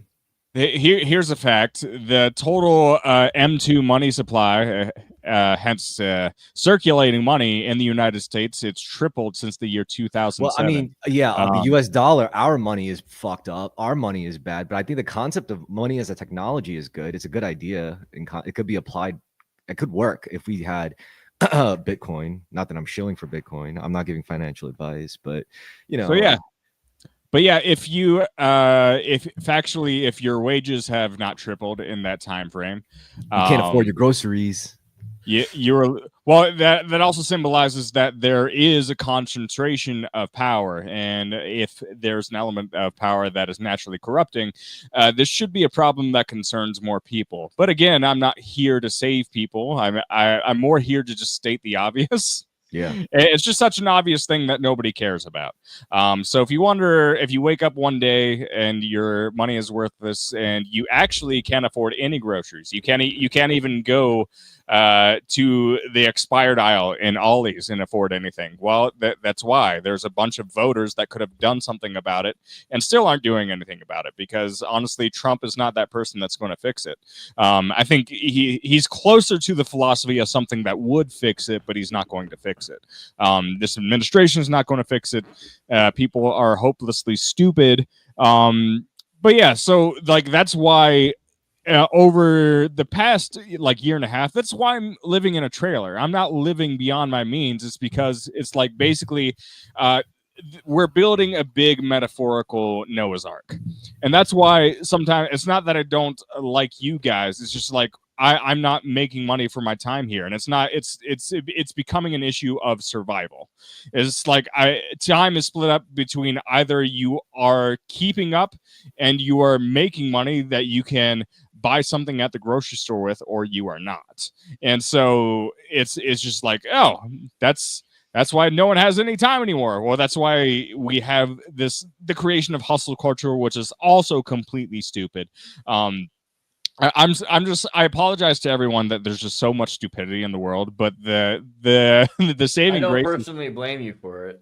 Yeah, I never got by having faith in like world institutions. The only thing that ever worked for me was investing in skills. Like I trust me, like I've invested time, energy, and money into all sorts of shit that just turned out to be having dead end. skills, I mean, like clearly, like Kurt has skills. Kurt, like he waxes, he dices, he slices, he plays guitar. But how do you pimp yourself? Because he needs a manager to take 10% of whatever amount of money that they can get him to make or something. I think we're already pimping ourselves. Yeah. You need an agent that wants to like make more money off of you than you do, though. That's basically, I think, your issue. You know what really like opened my mind about this shit? It was when I was like seeing this girl like a couple of years ago, and she's like Bukharian Jewish, and she was telling me that her father and all of her brothers, they're all barbers, and they taught her how to cut hair. So she cut my hair. But she was like, yeah, they taught me how to cut hair, my family, because if you know how to cut hair, you'll never go hungry. And I was like, you know, and I would never have thought to myself like, yeah, I'm going to learn how to be a barber. But after that day, I was like, you know what, maybe learning how to cut hair would be pretty sick. No, like at least for dudes, if I learned how to like cut my bro's hair for a couple of bucks. Like, no matter what's going on, at least I could always do that. And I still don't know how to. Skill. I still don't know how to cut hair, but I'm just saying I think about it. Pretty easy. Just do the sides, you know, do the buzzer thing.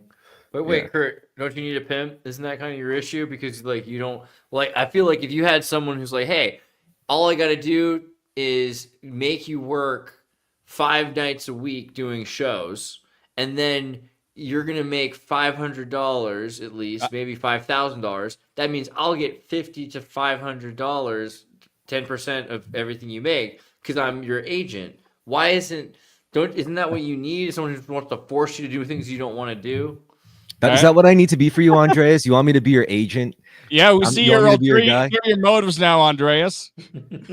No, it's all good. I mean, I needed something like that anyway, because like I'm a self-started content creator, and I think it's part of the ritual, right? You seek some kind of like service-minded approach. Kurt to should it. be making like $5,000 a week off of doing music, honestly, because if you've seen his music and what he can do, and getting like kids confused by his lyrics, like he's got a show that could happen. I feel like it's an underrated act, right? I don't know. I feel like that you're not making money off of it isn't because you don't have the skills, is more my point. Like you could easily be on a competitive artist with other artists far better than most of them, that you on the level of the kind of artists that we used to buy CDs from when that was a thing, you know, like that were funny and clever. Like I would have bought your CD if it was next to Eminem's CD when I was buying Eminem CDs as a kid, because they're funny and clever and better musically, you know, to say the least. But you don't have someone trying to make money off of you. And maybe that's why you're not selling, because that's what this world's all about, like you just said, making money off of things. Yeah. So my own ego aside, thank you for just generously stroking my ego there. But all of that aside, we don't live in a world we live in a world that pretends to be a meritocracy. So even if all those things are true, those principles don't actually apply, because we don't actually reward people based on merit. Even if you go to the extremes and you look at, you know, theoretically Harvard graduates on average do a lot better, but like that's just a trend. It doesn't mean all Harvard graduates actually do well when they get out. And I think the more you analyze micro interactions between people, the more you realize that the system is geared to support only itself. It's not here to actually pull people through the ranks. And so I have a much more specific point to make, I guess. So when we evaluate the music industry, there's a reason why. I mean, you can be a cover band. Cover bands are basically the only bands that make money anymore. From the ground up. And the killer point is that they're basically making the same amount of money today that they were making in the 1980s. And so if you account for inflation, basically they've been losing money over the past few decades. And the only chance that you still have of making that money is to play other people's songs. And so like you have this, there's probably a word for this. Like everybody is gravitating toward the center, or the entropy. Entropy is a great way to describe it. It's like people only want to feel next to the thing that's growing or being bigger. So musicians can't really make it anymore unless they are part of essentially the blood cult. Just to scale it back, all right. Like, I mean, because like we're running I out can of go time, on forever, but go ahead. No, I just want to say like before you're like, I'm actually kind of systemically trained in this, you know, like I have a bullshit certification in like marketing funnels and stuff, like online marketing, because I was curious about it. And that's like systemized. Like it's really easy to set up a system to like start with a wide net and then filter it down until you get to the bottom, which is like return repeat customers like Andreas, like super fans. But the main point I was trying to make was that whether you're like any kind of content creator, whether it's music, whether it's video, whether it's like whether it's like a blog or something, the most valuable thing to collect isn't really money. It's because remember, money is just a manifestation of harvesting online people's attention. That's the real value. That's the real chi. That's the source of energy that you're really trying to harvest and focus on you. So to do that, the most effective thing, honestly, that you could do is just collect email addresses. Set up a portal where people literally type in their email address and you could harvest that, create a list, and then just start writing. So you create newsletters, you create announcements, keep making your music wherever you post it, and just email blast it every time you have something of value, because those are your real fans. It's the people who are willing to type their email address out, basically subscribe to you as your brand, which is you making music or whatever it is you do, and then just make it and then release it and then email blast it. And you could make all sorts of shit. Like if you have interesting thoughts and you have writing chops, just write up a newsletter.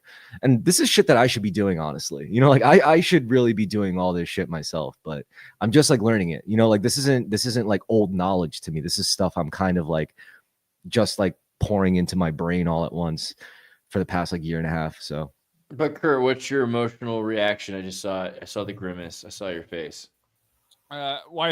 So part of a response there is that there definitely is an increasing potential. All right, so like if you do online advertising, I think a lot of that is a scam, and that doesn't really get you anywhere. It's like pay to play.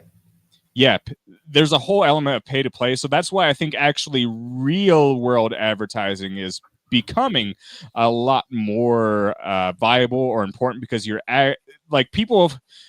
If you engage with a tangible thing, people, because everybody lives in the hyper reality that is, you know, like their phones or podcasts like we're participating on, that makes any source of tangible reality that you can feel in your hands just all the better, realistically. So those things are becoming more effective. At least I perceive them to be becoming a lot more effective.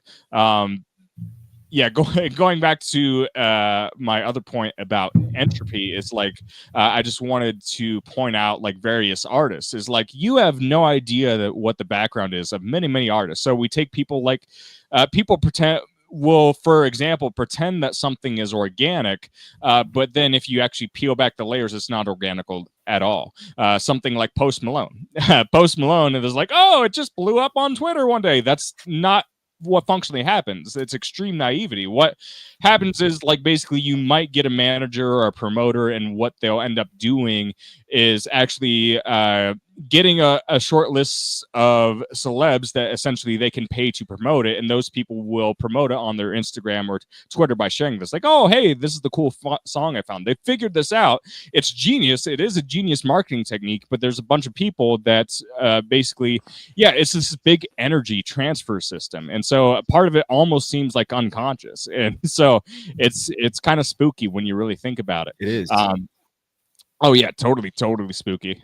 You need to write music for like those like State Farm or something. You know what I mean? Like I'm surprised that they haven't hired you to do like one of those catchy commercial jingles. That's what we need to get you to do, basically. Yo, this is why I like learning about design, you know, because it may seem visual, like where you're just learning about golden ratios and whatever, but if you apply that to like your chord progressions and the notes you choose to use and like the drum patterns you use, like just it's all perspective and like portioning it out correctly and balancing things. And I feel like it feels cool now, because if I were to approach just making jingles or making dance tracks or making a rock song, like I would at least have some like godly framework to like kind of rip off of if I had to. Well, peeps, we're near the end here. Really quickly, I want to tell them you should check out your terrorist podcast before we do some final words. But you did just do a pretty cool episode, Bread and Fish. The most unmarketable podcast in the world. I thought we were most unmarketable podcast. Yours is probably marketable. I think there's just some reasonable conversations here. Actually, I would give you a bit more credit than that. Also, I like the lighting. I think if you like Chris, you will love Terror Risk podcast, because you know it is his podcast. So I can tell you right now, like you will. It's a passion project, right? And then also American Time Machine. American Time Machine, the music I listen to all the time, Machine. sympathy, synthesize, every day, bled, I ain't Jesus, just go, don't send your kids to school. How about that one? Let's do that one for a second.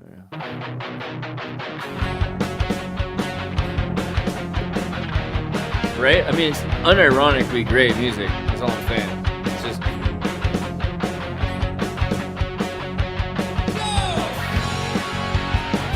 You know, it's like college rock. It's like American the CIA Pie. can't even do it anymore. Exactly.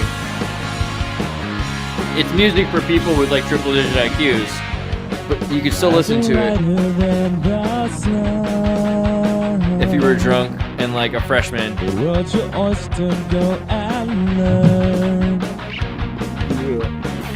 It legitimately is American Pie vibe. It's so good, but that's like only one of his vibes. The point is he can actually play guitar. He can play with your heart. So everybody, please listen to American Time Machine.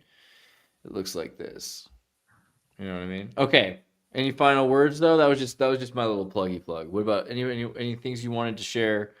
Like I don't care. We can take a few more minutes. Like what do you want? How do you feel? Like tell me things you feel. Like what are your final words for the evening? You know what I mean? Who's shooting? I wish we could flip a coin. Hold on. Let's flip a coin. Let's see here. God is Colombia is Kurt, and then the island of Greece can be Chris. Nice. Jesus Christo. And it is the island of Greece. So there you go, man. Chris, your friend. I would say more important than learning how to do a specific thing these days, it's much better to learn how to learn. Like if you could understand what I mean when I say that, like learn how to learn effectively, then you're unstoppable. And that's really all I got to say. Based. I like it. Okay, and now the goddess Columbia, Kurt. I have a horrible sense of superiority over all of you. Eat my ass. Don't listen to anything. That's hot. Bass, bro. Bass. All right, pretty cool. And then we'll close it up with one of my favorite American Time Machine songs again. Advanced philosophy memes. We make good memes.